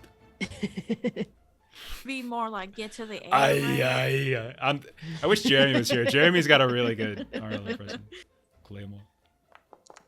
Mama bear. Oh no! Oh no. Oh, that No! is real double ones. No! No! That's bad, right? Yeah. I Like- feel like something bad has to happen, right? Yeah. So what's the worst possible thing that Oh, could happen in no. this situation? No! It hits it. There's a, sort of an explosive ignition of the liquid that's dousing it, and I think that Arbin's caught in it. Finley, give me a dex roll. Just roll pure dex to see if you are able to like kind of dodge out of the way, because you were kind of further. You weren't the one doing the. Oh my gosh, corralling. I thought that was going to be another 2 ones. And Okay. I thought that was going to be horrible. Finley, heart you hurts. manage, like, you feel the force of this ignition as whatever round Quincy shot down at this thing ignites the fuel that you put over top of it, and it has this kind of this combustion explosive effect. And you see, it's not like it's this massive explosion, but it's enough of just sort of this wave of heat that just pushes out from it, and you get blown back, but you're able to sort of dodge and dive down in such a way as to not take any lasting damage. Quincy, roll 2d6s. And add and say the since this is a negative, we'll add the effect. Arbin, go ahead and take 4 points of damage. We won't do the effect thing. We're playing fast on this here. Take 4 points as a burst of as you're kind of caught in the radius of this. So that comes off of endurance. Yeah, endurance first. Okay. As you just feel this just sudden burst, you're kind of thrown off your feet. Both you and Finley are now prone. You took some damage in the process. Both the Shamblers nearby have also kind of fallen down prone. One of them is on fire at this point, is basically combusted, and the other, you can see its arm is kind of covered in like flames, but it's that one's seen, and they're both kind of trying to get up, but definitely the one that's caught aflame is certainly struggling. Meanwhile, the other one that from the stream is kind of moving up now too. Okay. I am going to say the one with the flaming arm is going to clamber and shamble towards Arbin. And I'm going to say that one's going to take a swing at Arbin with its flaming arm as it tries to reach out at you. So... Oh, thank you for that boon. Right on the money with an 8. Oh, this is okay. bad. This is bad. So I have this is 2 going left to on my be- endurance for whatever that means. I don't know what that means. But I had 9 and I've taken 7 damage. Sorry, one sec. I Thanks thought we were just for going to talk boons. to... I thought we were going to have some conversations tonight, talk to survivors over the observatory. I did I not wasn't- have dancing around the landing field with buckets of liquid hydrogen on my bingo card for tonight. But Urban I'm was here like, for it. there's This is talking fun. and there's talking and there's talking. Nobody's coming up with a plan yet, so I'm just going to run this thing up. Let's see. Trying to look for its... Why don't I have its damage locked They in on don't this? teach running over alien creature shambler things in driving school, apparently. You didn't take driving school. You did school of hard I'm going to give knocks. it 2d6, one That's- for the bludge, one for the fire. This is true. Oh no! What the Take 10 hell is points of that? damage. That's damage. So I don't know how to do that. So my endurance is 9. I've taken 7 damage Okay. already. Take it off your before this. endurance. Take all. Okay. Then it comes off your endurance first. Once that's at 0, you can pull it off either of the other 2. We're gonna play it so that you can mix and match the other 2. So you don't have to take it all off strength. So if there's leftovers, you can mix and match between strength and dex. So I took Don't you have 2, armor? which leaves 8, which would take my strength down to 0, which only leaves me at 6 dex. You have armor. You have armor, Yeah. which Oh. would apply here. I'm not gonna say it applies to the explosion, but it'll apply here. We'll say it'll apply here. Okay. So then I only take 2 damage. So then all I do is bring my endurance down to. There you go. Okay. All right. But you Last do things have on. one of these things on top of you, and it's beating you with a burning, a liquid hydrogen burning arm, while the other one is thrashing around. So you've all heard on comms a like ow, and then a like help. Okay. I need you to roll a endurance test at. I think it's a. Hang on. I don't have any endurance left. Roll endurance. I think it's like a target number of 4 with a -2 dice modifier. Is this something I should spend a boon on? I don't know what I'm rolling for. Come on. I d- You know what you're rolling for. Come on. You know what you're Oh. rolling for. Oh, Yeah. Come on. yeah. I'm gonna- Melissa knows. Your Arbin doesn't I know this, didn't. obviously. I didn't at first. All right. I don't know why I'm wasting the boon. Welcome back to the hydrogen. Yeah, welcome to the hydrogen party. Yeah. It's There's awesome. no though. way I thi- this is gonna go well at all. Yeah, it's a 3 and a -5. Okay. I'm just gonna take a quick note. Jeff, I don't like that. I don't like that, Jeff. It's gonna write a little note to self. All right. All right. Stop. The four of you, what would you like to do now? Finley, you've effectively killed one of them as the burning of the one like trying to get up, but it's like bringing it back down. The other one's arm is getting singed and crazy, but you do see there's another one coming up. But Finley, you have effectively taken one out of the fight, 100%, no problem. What do the four of you want to do? Any order, I don't care. I'm gonna run to the air raft, Okay. So Yeah, you run we- over the we- air raft, hop and in. if I still have line of sight, I'll take shots. If not, I'll just get this ready. Well, we can say you can shoot and then you can run. We'll see. Okay. Okay. Let's go ahead and take a shot at the one that's beating Arbin or the one that's closing in. The one that's closing in, there's enough time for Finley to get up and run, so it's not like it's on him yet. But there's definitely one on Arbin. All right, the one on Arbin. Okay. Roll your shot. It's gonna be 10 or 11. Oh hell yeah! Roll your damage, Damage. and add your effect to it. Holy shit! That's 18 a lot. damage. Holy crap! Wow. Big Dear- deeps. Dear God. Nice. So, one second. I gotta double check something really fast. Sorry. Why did that turn all red like that? Cause he crit. I think he rolled multiple sixes. No, 3, 4, 5. Oh, I don't know. I know. Oh, so because I'm it's like- because it's damage, right? Because he rolled from the damage thing. I think when you Oh, click okay, the damage thing, it actually we're still figuring out the. Sorry, I just want to double check one thing because you're using what It's are a you laser using? pistol. Laser pistol. Okay. Oh boy. Why put things in different books? It's one scenario. All the info should be in the scenario book. Why? Okay. Oh my goodness. Oh my goodness. Come on, Mongoose. I love your stuff, but that's crazy. Okay. Jeff's laughing. Okay. This is good. This is okay. Okay. You just cleave you cleave its good arm clear off. And you just see it just flies free, just rips it right off. The other one's burning to a crisp now. And you can see that it looks like it's sort of stumbling around as almost as it's going to fall down. It looks like everything you did kind of went through. And in the way that when wind hit it, it seemed to just shake it off immediately. Your shot seems to have had a very permanent effect on it. Okay, so Win, Finley, Arbin, you still have something you can do. Quincy, you shoot, and then you run to our air raft. I'm also going to run to the air raft and take a shot at the one that's attacking Arbin. Okay, so you run. We'll say you get probably like halfway there, and then you turn around and you take a shot. Go ahead.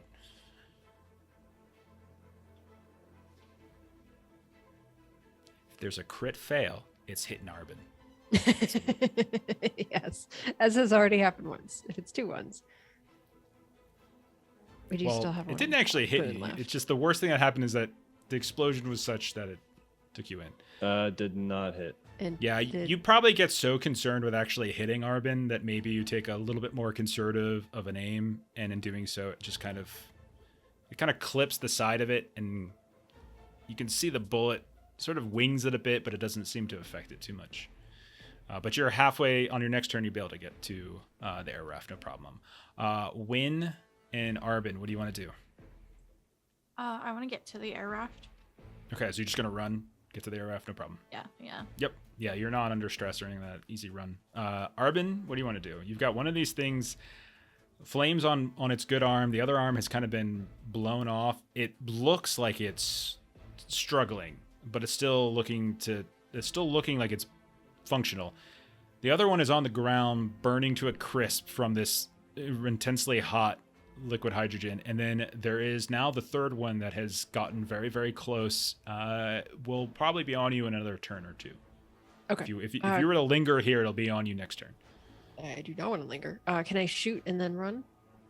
Well, I think we rolled it like you were it was on you, so you probably want to run and then fire. Okay. And But oh my gosh, I totally Yeah. forgot. You're gonna ask, Opportunity. aren't you? yeah, I can't see the sheet for. Why can't you see the sheet? I don't know. Let's see. I totally forget. I made the primer. Why can't you see it? I gave you the primer sheet. It's in the Google Docs. Oh. Mm. There's only so many things I can have open at once.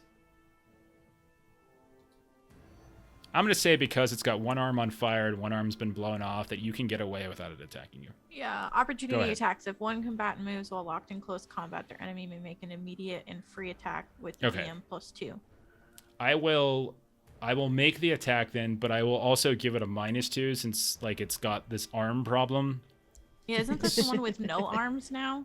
One of them's like on fire, and that's the one it's trying to claw at her with. And so if it hits, it'll do you some damage, but if it doesn't hit, then it's fine. So I'm just gonna roll it flat as opposed to giving it its +2. Okay.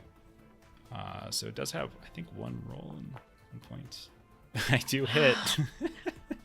So I'm giving it should've shut 1d6 for the bludgeoning and 1d6 for the flame on its arm as it smashes down on you, Arvin. Okay.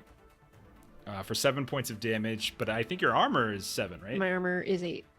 So your armor does absorb the impact of the hit. Okay. So is the one the hit and the fire? Because there's a 1 and a 6. One was for the fire. One was for the hit. And Oh, we'll say the first one is for the hit. And the second one's for the fire. so I take 6 because that was Oh, the do you? fire. My bad. I didn't even. I didn't know. I just said first and second. Sorry. Could she dodge? She's doing it. She's running away, so I don't think you Okay. can dodge when you're running away.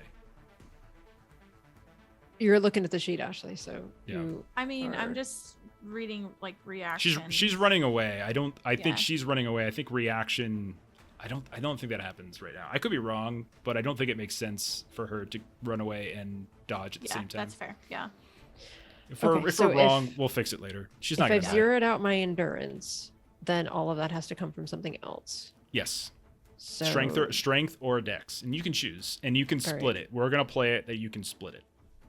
All right, so I'll do. I don't know that it's gonna matter. It probably does, and I just don't know. I'm gonna do 3 and 3. Okay. Oh, and now I'm gonna run. Okay. You just run. Well, no, I was running, and that's what Yeah. hit the opportunity just attack. run. And now I And want to it- turn and and again- shoot it. I would like to shoot it with my laser pistol. I if would Do you probably want- just run if you could get straight to the airship. Oh, that's right, because it's the Yeah. minor. This is the minor. Yeah. Yeah. It's probably Okay. a better idea to just burn all your. Okay. So yeah. once you're away, everyone is far enough away at this point that unless you decide to dilly dally and stop and shoot or something like that, you can outpace them at this point. So Dilly unless dallying is not allowed. Okay. All right. So is it fair to say that you all hop into the air raft and take off? Is that fair? Yeah, once everyone's Okay. on, I'll start lifting it. Okay. I'm not on Lift fire, off. right? No, you're not on fire. No. I pull out my. There's key some and I singes keep on your the cloth red armor for collar. sure. Yeah. Okay. You look back, and you can see they like the one with like the sort of the one arm and the burnt to a crisp arm is chasing after this poor fella. And as you take off, it just kind of looks up and watches, and then it puts its head back down, and you can see it starts moving back towards where the one that kind of got burnt up by that Finley took out. In between the good one that had just arrived from the stream and this second one, they just reach down and each of them just grab chunks. One of them that got its arm blown off picks up its arm, and the one that's still kind of intact just starts dragging the burnt to a crisp one back towards the station. And you guys fly away. So it does not appear that they noticed that we put someone in the ship. It does. No, they're not going to the. They're not going to the ship. No, I'm assuming. I'm giving Quincy. I'm presuming Quincy, like, shut it down. Everything like that. Oh, left it wide open. They Yes. could take it. They All get this it. They work fly to drop away. this person here. Yeah. They start going through your kitchen, take all your food. Okay, so you guys are flying to the observatory. Yeah. I'm assuming. Okay. All right. Oh, Wow. Arbin That was is intense. Not looking good. By the way, she has a grand total of let's see, 5 left in strength and 3 left in dex. Does your med kit fix any of that? Yeah, let me see what it does. So exactly. first aid restores a number of characteristic points equal to the effect of the medics check. Education for a minimum of 1 point. Divide points however you like. Requires at least basic medical equipment, basically a med kit, and must be initiated within 1 minute of the injury. Can only be successfully applied once. Okay, I'll hand the wheels or the controls over to Win. See if I can patch up Arbin a bit. Okay. Does Win have flyer grav? I have. I have. No, so I will probably Does immediately Finley call have it? over Finley. I have pilot small craft and spacecraft and capital ships. No, this is flyer. So I have no flying skills. yeah.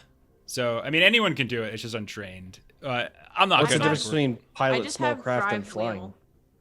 So flying is like flying like a plane, a helicopter, that type of thing. Piloting, I okay. think, is sort of spaceships, I think. I'll have to look at it again. Okay. Okay. So sorry. I didn't mean to kind of throw that off. So we're doing healing. Did I hear that right? Sorry, I was bringing up the rules. Okay, so I think Ashley read it, but there's different types of healing in the game. There's mainly 2 types. There's medical treatment, and there's natural healing. We're doing medical treatment, and so this is first aid. So like Ashley said, it has to be done within a minute. If Finley gets on the controls to fly, Quincy can hop into the back and try to help Arbin. So this is going to be a medic test, education dice modifier. Using it, you have med kits, you're good, and the effect is going to determine how much she gets. Minimum of 1 though. So even if you have a flat success with 0 effects, she'll still get 1. But the better you do, the more she can get back. Do we have boot die? Yes, we have 1 left. I'll use on his medic test. Thanks. I wanted the line to be like, I probably won't use it. So I'll get out some aloe vera pads, slap them on her. Oh! I forgot to boot it, but it's a crit. Oh, Wow. Oh boy! Oh my Roll another d6 gosh. to see if you do better. Okay. No, I'm just kidding. what's your? Oh my education? god! Oh my god! 3 6s. You're crazy. Wow. All right, so Arbin, you get 4. You can heal 4 characteristics, 4 points of characteristics. You can divide them however you like. Was that with your education mod? I don't have a mod on it. Okay. That a boy. So I can College heal. is just a grift on the middle class, and I can say that because I teach. So I can heal 4 points. It's awesome. 4 Yeah. characteristics divided however you want between the ones that you've lost: endurance, dex, strength. You can divide it however you want. All right. So likely it's thanks. like That feels so much better. That fire was really Finley. Great idea.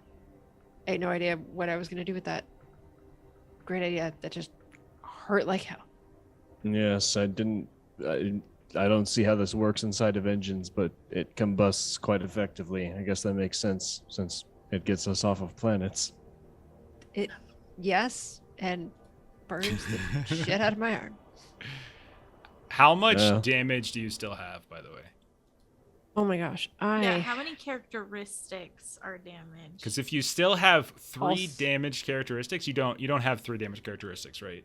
I do have 3 damage characteristics. No, I mean like strength, dex, and endurance. Yeah, she split Yes. it between dex and strength. But you can distribute the 4 points however you want. So after Oh no, I first haven't aid- distributed the 4 points yet. I'm just like when Okay. I was doing all the damage So- earlier. All right, so you probably want to distribute it in such a way so that all 3, you still don't have damage remaining in all 3 of those characteristics. Otherwise, you would require surgery. Yeah. So you want to make sure you top at least one of those characteristics off. Okay. Okay. Sorry, So- it's in red, so it's really hard to read. What's in red? The damage, it's like a red on gray. Yeah, I So- know. You have 3 damage in strength, 3 in dex. Looks like 9 in 9 in endurance. endurance. So you can Yes. bring Oh, all of yeah. your strength or Holy dex moly. up. What have you been getting hit by, Jesus? I know. Like, were you not counting your armor in this? Like, some of this you shouldn't have been taking because of the armor. Well, she remembered the armor for the firearm attack, but when the original explosion went off, I don't know if that. That was only Just 4, neg- though. Yeah. Okay. Yeah. Yeah, I've So- taken 10 damage tonight, and I already had damage last week. Oh, okay. That's I right. just don't there's know other if damage. last week. Yeah. Go And ahead because and armor, yeah, go ahead and increase. I would say increase strength or dex, and then Put that probably last point in endurance. yeah, that was probably what I would do. Yeah. All right. So now you don't require surgery. Okay. Now there's still like there's other types of healing, like we were saying. There's like natural healing. We'll cover that when the time comes. Then there's also medical care and surgery, but those require actual like proper facilities and time. So this is the only medical treatment thing you can do. There will be natural healing. So if you get a full day of rest, you can regain a number of characteristic points equal to 1d6 plus your endurance dice modifier per day. But if you require surgery, you don't get that extra d6. You just get your endurance dice modifier. So by putting your points this way, it allows you to potentially get to kind of restore. Got So that's the big thing about doing this. I'm just doing this to help us learn what damage and healing is like in this game. Me too. There we We've go. got it. Me too. Yeah. Me too. You know, Me too. someone's Let's gotta do it. let's explore Yeah. the death rules. There's all these rules for crashing an aircraft. So let's look at those in total depth. Oh, but Okay, it's +1, so you get 5 effect.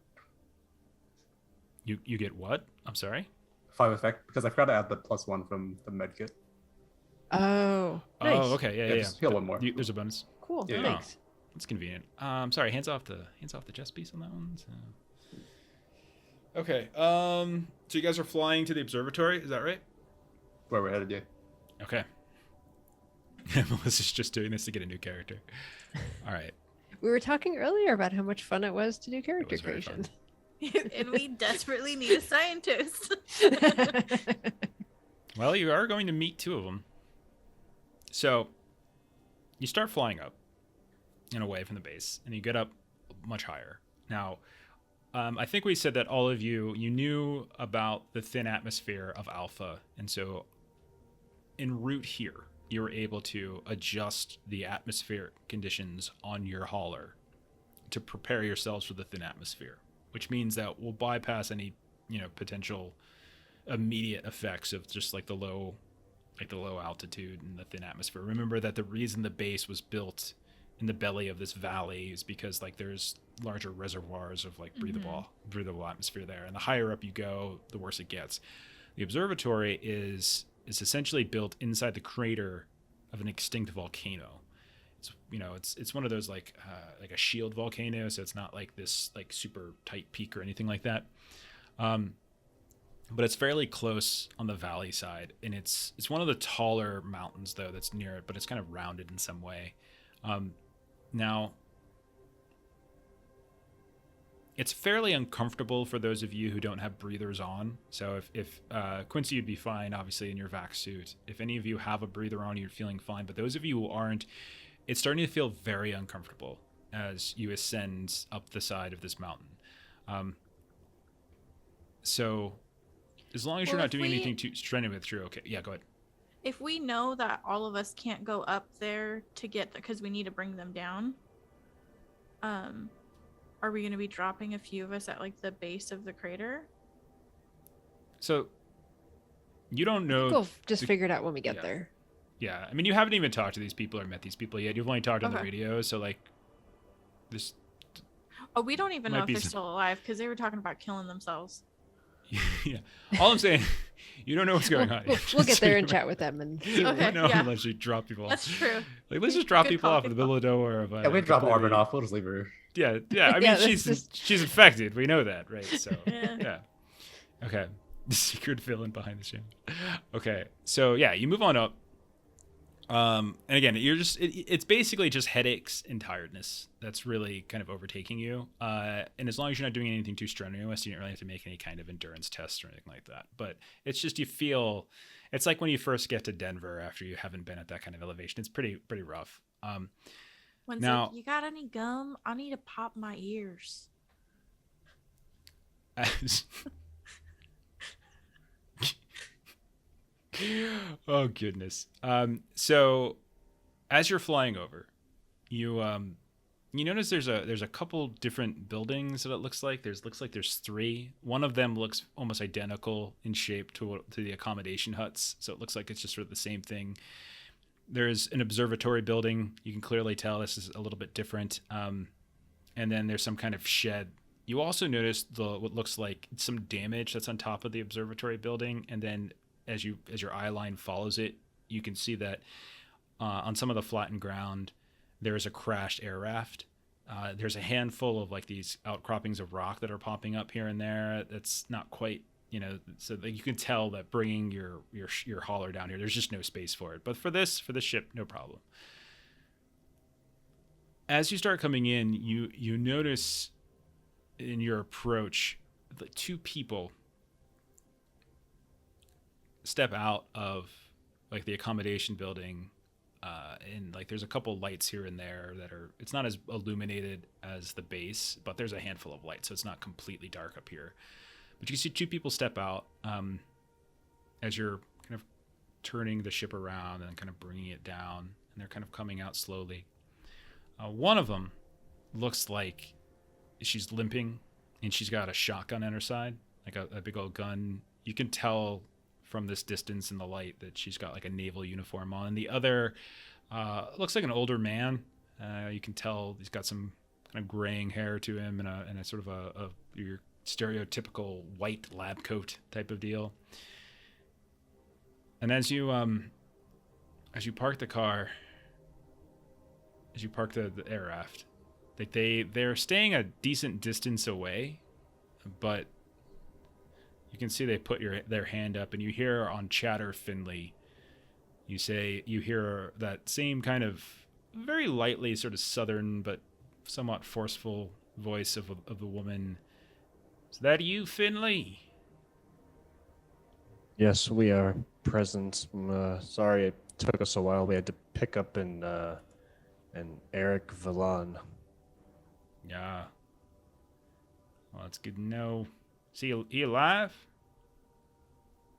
Yes, but he wasn't very talkative. He was pointing at some rocks over by the abandoned site, and he looked pretty emaciated and dehydrated. Where he with you now? No, we put him on our rift hauler and had a run-in with those shamblers again. Anyone get hurt? Just some burns from what I could see. We did happen to kill one, but we got burned in the process of killing one. I got burned in the process of being killed. It was a group effort. We all got burned. All right. Well, I'm glad to hear Eric's all right. I didn't know him too well, but seemed like a decent enough man. Come on over, I guess. No funny business, and I'll be honest with you. It would mean quite a bit to us if you all could just leave your weapons in the car, if that's all right. Finley has no problem. He'll take his pistol and leave it in the glove box. But she still has her gun? Oh, yeah. I'll conceal mine. Oh, okay. Your pistol, right? You got a laser Yeah. pistol. Yeah. Go ahead and roll. I remember the skill for this, but now I don't. Gosh darn it. Is it deception? There's stealth. I don't know if that applies. I don't think it was stealth. It's something else. I'll take a deception, I guess. Okay, I'll do that. Or streetwise. Maybe. Oh, streetwise. Could that work? Let me see if I have that. Yeah, I have that. Yeah, we'll say that for now. I really, there's so many skills. Okay. Any mod or no? Probably Dex, I would think. All right. Okay. Got 8. Gonna write that down. So you try to hide a pistol. Okay. Deception problem. is correct. It's sleight of hand. Deception. Okay. So I'll let it go. I already called for the roll, so 8's fine. Okay. But we'll know that for the future. Arbin, Win, are you okay with leaving your guns? You in know, the, in I'm your feeling area? a little air. I'm just gonna hang out here for a little bit. Feeling a little air sick. I don't want to be barfing in there, so I'm just gonna hang out here with this ship. You hear the woman say, but she doesn't say it to you. You see her like she, one of them's got having symptoms. She could be, It's Would more Finley like, be able to hear that? yeah. He'll just kind of, not nonchalantly, but like in a way to put someone at ease. He'll say, "Well, you can clearly see she doesn't have a breathing mask, and with the altitude, or with the atmosphere being rather thin than what we were prepared for and used to, it's just altitude sickness." And I'll try and just persuade her. Well, she should come on into the accommodation hut. We got oxygen in there. Same thing with the observatory. Both are pressurized. Come on in. Is there a reason And you're fit- trying to stay out here, Win? Just wondering. I don't want to put my weapons down. And on If No, she says that, actually, I have a glove weapon, so and it looks just like a glove. So I'm just gonna What have. weapons do you have? And that's just what I got. What Was is a just glove weapons. A glove weapon? Yeah, What? it's What's on there. It's not on my sheet though. I wasn't able to like load it, but I bought the piston fist. I think hell? I might not have. is it in the Discord? Yeah, that's what I'm looking for. That's what I'm looking at. I gotta pull it up. I don't see it. I could probably persuade Piston If it's not Finley to there, let us. don't worry about it. Yeah, Piston Piston Fist is Fist there. is TL9. Okay, cool. Yeah, But what does it look Then- like? it just looks like a glove. An oven mitt with spikes coming out of it. Okay. Yeah, I've got the picture here. I'm gonna post it in Discord. An oven mitt with spikes. No, it doesn't have spikes and stuff on it. The cookies are ready. Okay. All right. That's fine. Yeah, so then I'll tuck like my guns under the seat. Okay. Finley One thing I'll will say though, try- Win, is that she is a naval officer. She is military. So Quincy's hiding his gun. So it's less Oh, about okay. like yours is like she could recognize. I'm not saying she will. I'm just saying she could. I could just be like, oh yeah, I forgot to take these off. Mm-hmm. Okay. That's what I'm going with. Yeah. Okay. Finley could also just say, like, you know, if you're worried about us having weapons, but you keep weapons, it kind of tips the balance out of whack here, so to speak. There's no need for anybody to get hot-headed over anything. So perhaps you all could leave your weapons outside as well, and we could all enter inside in a diplomatic fashion. Yeah, I don't think that's gonna happen. So you expect us to have no weapons, and you get to keep all of the weapons. See, here's what you gotta understand, Finley. This isn't about me not trusting you or anything. We've been out here for 60-odd days, I guess, and we watched a dozen of our friends stab and beat and turn and kill each other, and it's pretty much everything we can do to get away. And it was all because of some infection that turned our colleagues into who the hell knows what, and you said that you've had a couple of tussles with them recently within the last day. Now, David here can tell you a little bit more about what he's learned about the infection, but I can tell you this, that the symptoms come relatively quickly. And since 3 of us have been up here for several weeks and haven't come in contact with any of those creatures, well, I'm damn sure none of us are infected. But see, you lot, you've encountered them not once but twice within the past few hours. I can't say with certainty that any of you all aren't infected. So this isn't really a matter of me wanting to do anything to you, because I tell you, I very much would like to take a ride on your ship, right the hell off this planet. But one of you infected, chances of one of us getting infected suddenly increases. We've sacrificed just a bit too much to risk that, I think. So maybe some courtesy and some faith on your part would be a nice thing right about now for a couple of folk who've been through hell.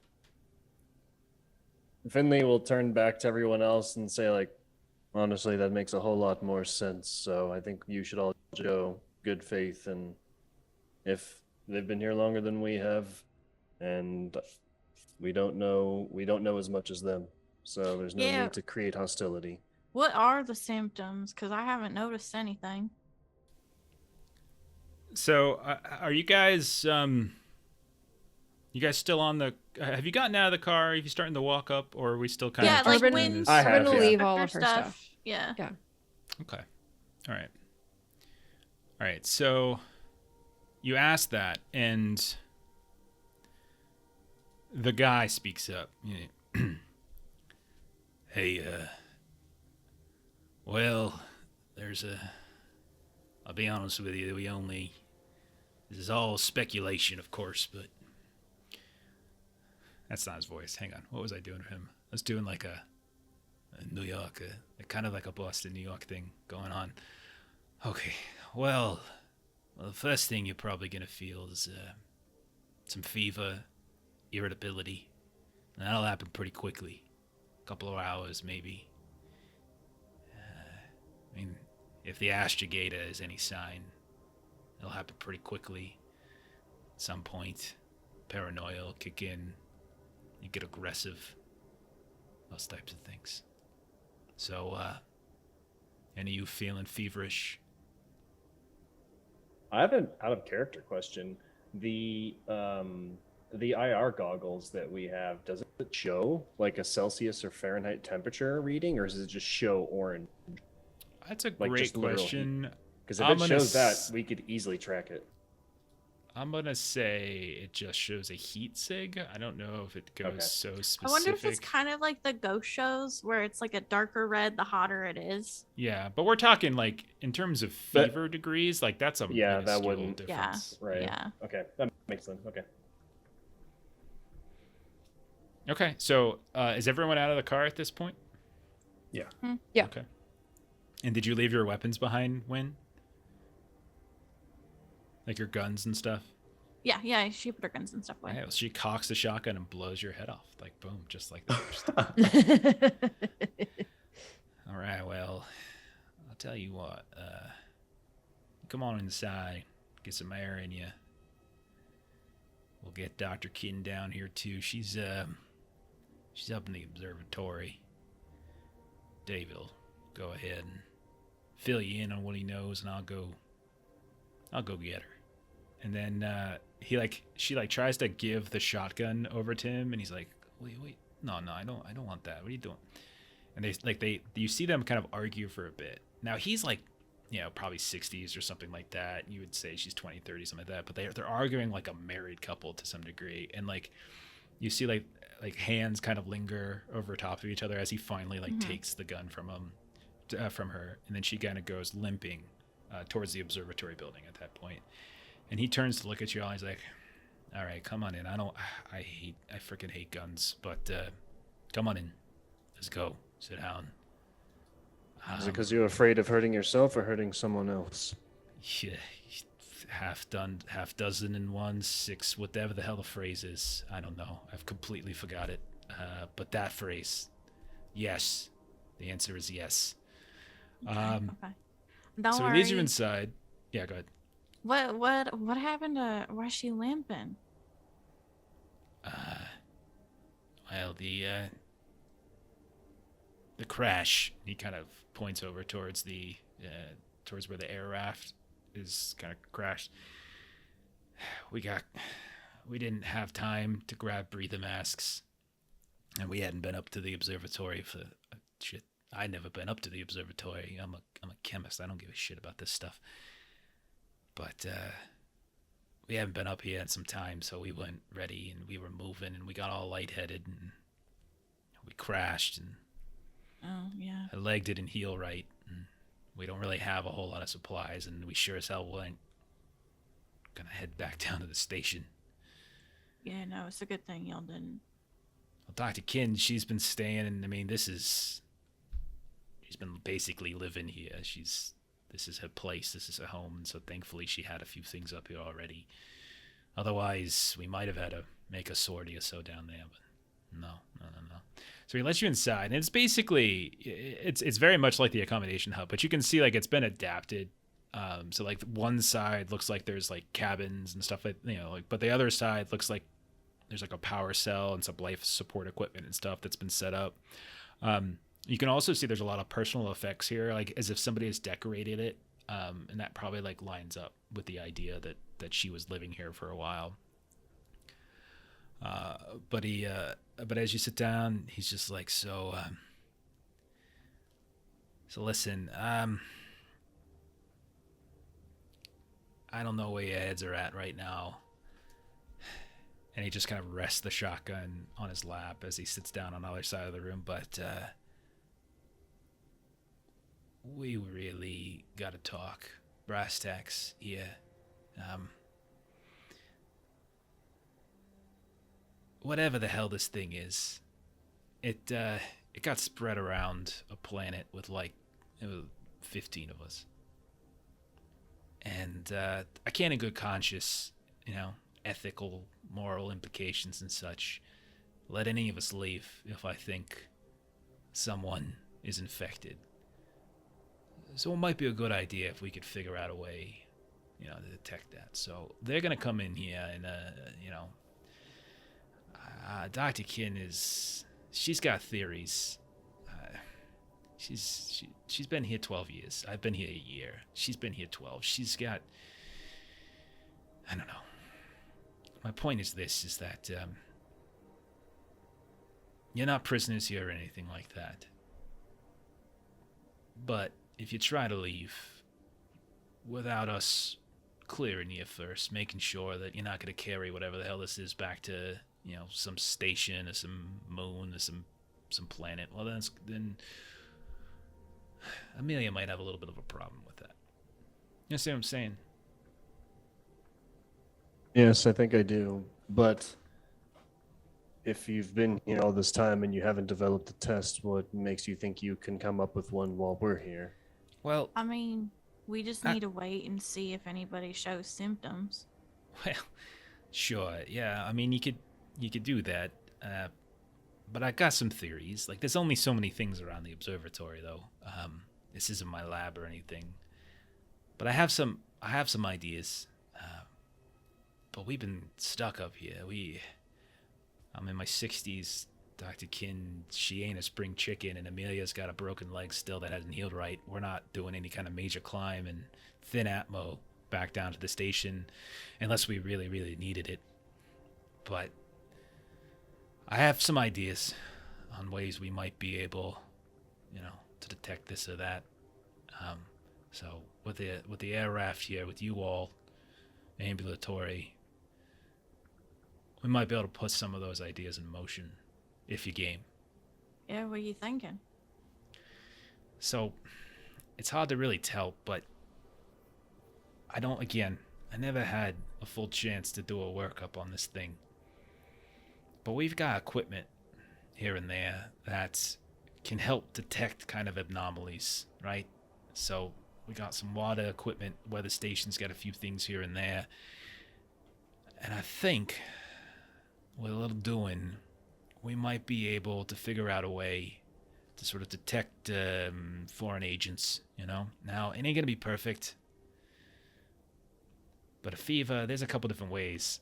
When she broke her leg, she had fever for days. Doesn't mean she was infected. We thought she might be, and it scared the shit out of me, for sure.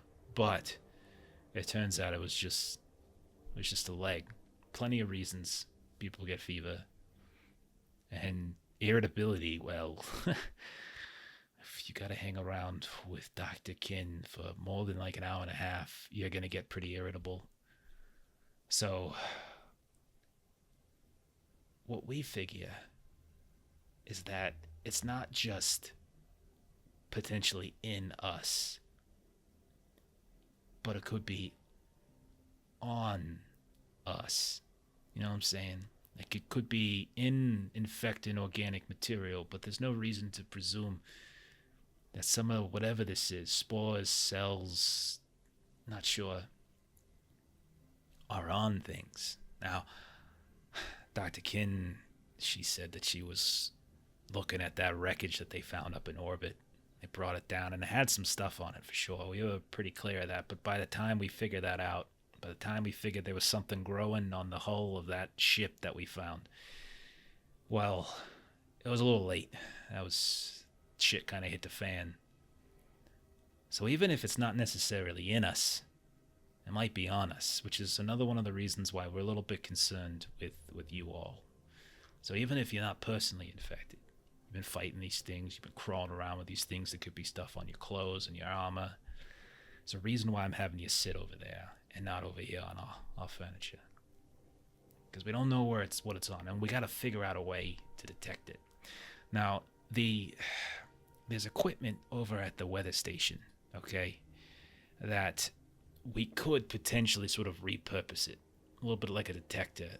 What it does is it kind of, before the water comes in for our use, runs through a handful of filters, okay? And long and short of it, it looks for any sort of biological contaminant, okay? Just to make sure that, you know, it's fine for use in our coolants, it's fine for use in our you know, our food and on our drink.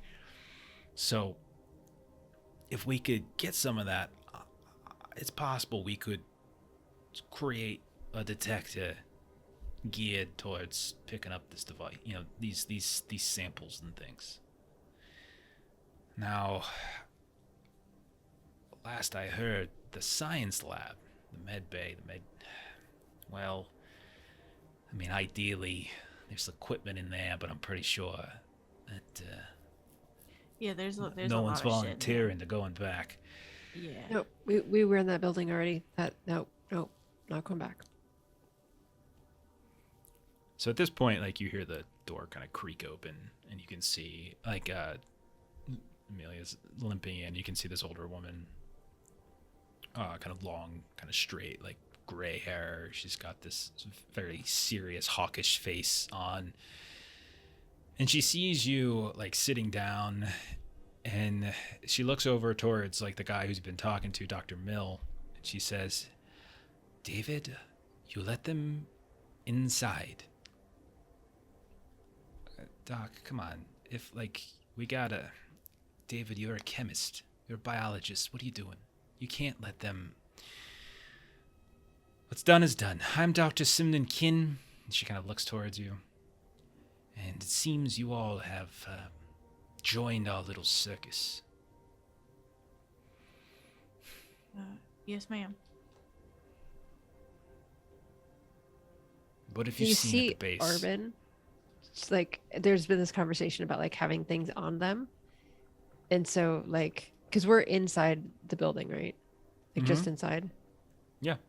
And so you kind of see like Arbin kind of has that suit on, and she knows that she was sort of the closest, and so you just sort of see her, you know, kind of the edge of the area, just sort of like taking off her suit, like, and she's got, like clothes on underneath it, but just sort of like moving it off to the side, like quietly, just trying to like be respectful of their area.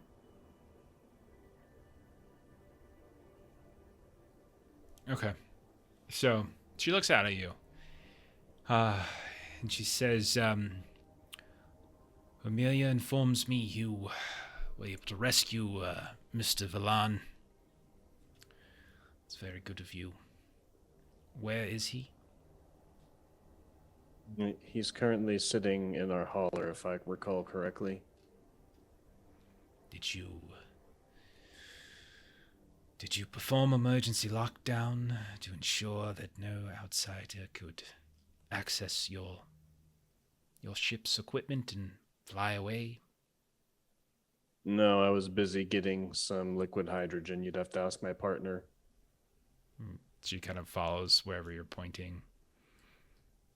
Is emergency lockdown like normal? Is it just like locking down the ship sort of deal? No, it takes a little more than that. Yeah, it's basically I didn't what. do anything like that. Yeah, it's what the other hauler is on. Is essentially meaning it's like it can't be flown away unless somebody had like the captain's codes, like the bridge codes, that kind of stuff. So if you didn't like do it, then like conceivably he could wake up and fly your ship away if he wants to. What a piece of shit if he does that. So she says now, that is a pity, but we'll just have to entrust in Mr. Valan's good nature. By all accounts, before everything went terrible, he was a decent man, I suppose. He's currently a dehydrated man, so I don't think he'll be flying anywhere. Well, we have a bit of a predicament, as we are trapped on this planet with some terrible alien infection rampaging through the remainder of our colleagues, and no conceivable way to predict or determine contamination or infection, and we have a moral obligation to ensure that we do not leave the planet and take this infection any further. Are you aware of this? Is this something Dr. Mill here has explained to you yet? Oh yeah. Yes. No, we but agree. Yes, but I'm afraid I'm not much of a scientist. However, you've discussed detecting infection and anomalies, but if you do detect it, what then? Is it the route of violence, the route of quarantine and isolation? I mean, if this is something that can get on things as in addition to within things, it sounds like that would be a major problem. Well, yes, destroying it, I'll be honest, I wasn't at the station when everything went terrible. I was here. I spent some time with the astrogator from the Rift Holler as we were examining the wreckage. Mercy, right? Yes, that is correct. And while she grew ill, I was unaffected. Eventually, I returned to my duties here, sorting out a puzzle. Years-old puzzle, I imagine, but we'll get to that later. My presumption is that if these things are living, they can be killed. They can be destroyed. So, our first step is knowing if any of us are ill. Our second step is knowing whether any of our equipment, our ships, etc. are contaminated. And as long as those are clean, then we flee. We notify authorities as they come here and do what they think is best. If, however, one of us is infected, if, however, our equipment is contaminated, we will need to discard that equipment, and we will need to figure out some manner to treat whoever is infected. As Amelia has already explained, the three of us have been living here for quite some time. No ill effects other than, well, they're very noisy with their lovemaking. But beyond that, a happy home, I suppose. Now, I've heard Dr. Mill's theories here, and he believes he can find some way of repurposing the weather center's water filtration units to potentially detect contamination. If your ship has medical equipment, a med bay, it's possible we could formulate some kind of blood detection. If, of course, you are willing to assist us in this matter. You say you are not scientists? Well, congratulations, you have met two. Yeah, no, I agree. We are morally obligated to get this done. Good. Now you look the worse for wear. I would recommend all of you stay here, rest. I think you might consider shedding whatever garments came in contact with the creatures until we can confirm that they have been not affected. And Arbin just sort of points to the pile of like her suit that she already took care of that Yes. stuff. Like it's already piled in the corner. Good, good. She looks over towards Quincy. Really, sir, a vac suit in my home. Do you have no manners? A 60-pound vac suit in my home. What's wrong with you? Yes, you'll have to forgive him. He was raised on a planet that had no atmosphere. Do you wear a hat at supper too?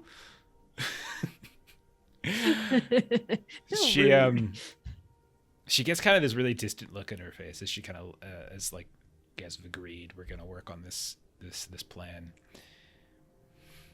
Amelius tells me you came from the carving site. Yeah, we did. Is that where the fancy rock was? I think, yeah. We got some good pictures of it if you need it. Oh, I have several. In fact, I'm curious, did any of you make anything of it? That's Finley's thing. He was saying something about the ancient ones.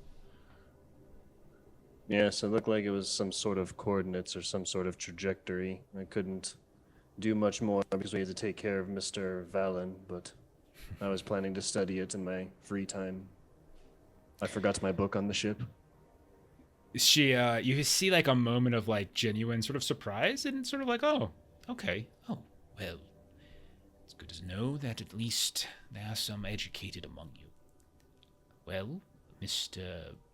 Finley, you are not incorrect. I have been trying to work out the meaning of the carvings for quite some time. I've spent some time there before, but I always found myself forgetting whatever I uncovered. And when I would return to the observatory, I would see messages to myself, as if I'd forgotten what I had written while there. But you're right. Astrogation, directions, it seems, to a series of reference points. The last of which, I have a note to myself called Terminus Point. I don't remember exactly how that message came to be. It's a location at the mouth of the Great Rift. right at the edge of the spiral arm. A significant distance away. Years away, in fact. But that was not the most disturbing thing.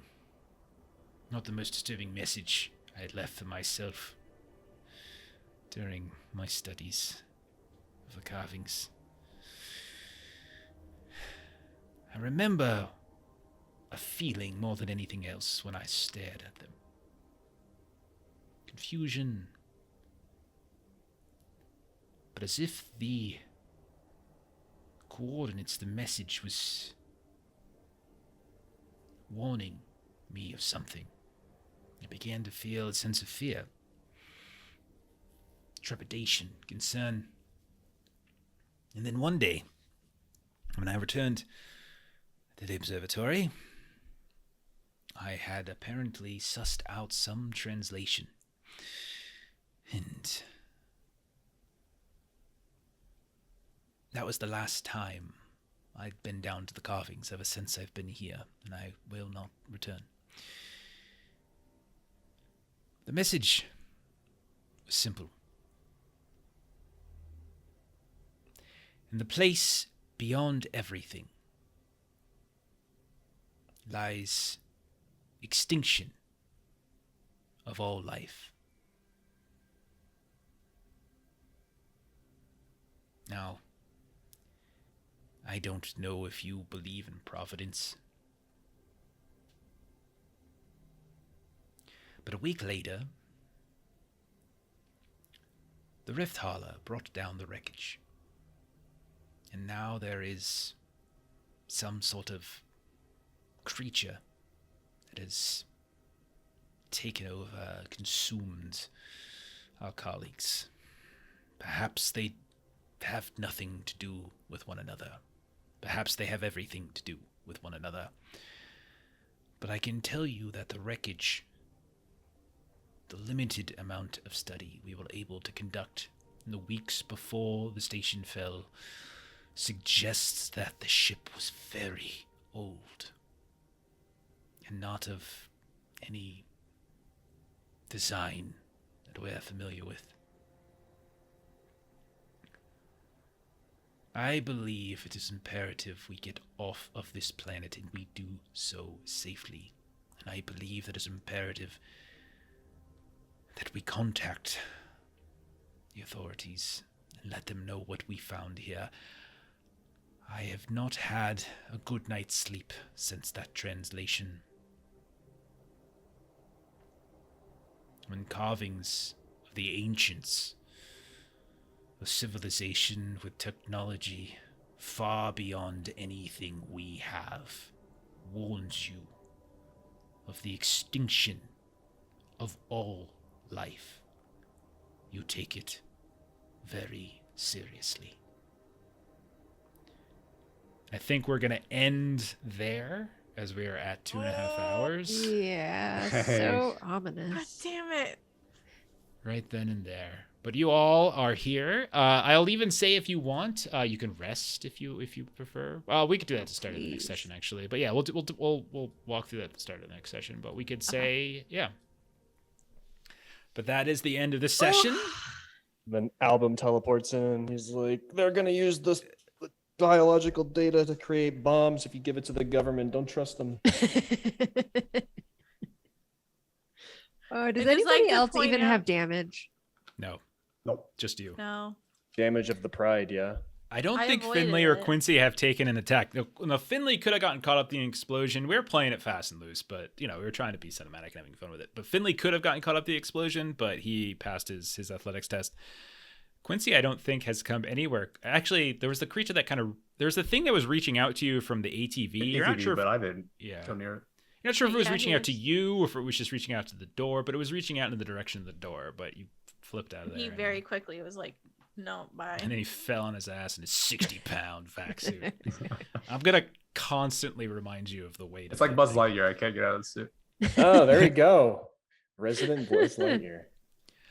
All right, so that is it for us. Let's see, what do we got going on tomorrow? Right, tomorrow we've got One Ring, 2nd edition, so we're gonna continue our campaign there. We had a similar eerie little last sight. That was the last image of our previous ep.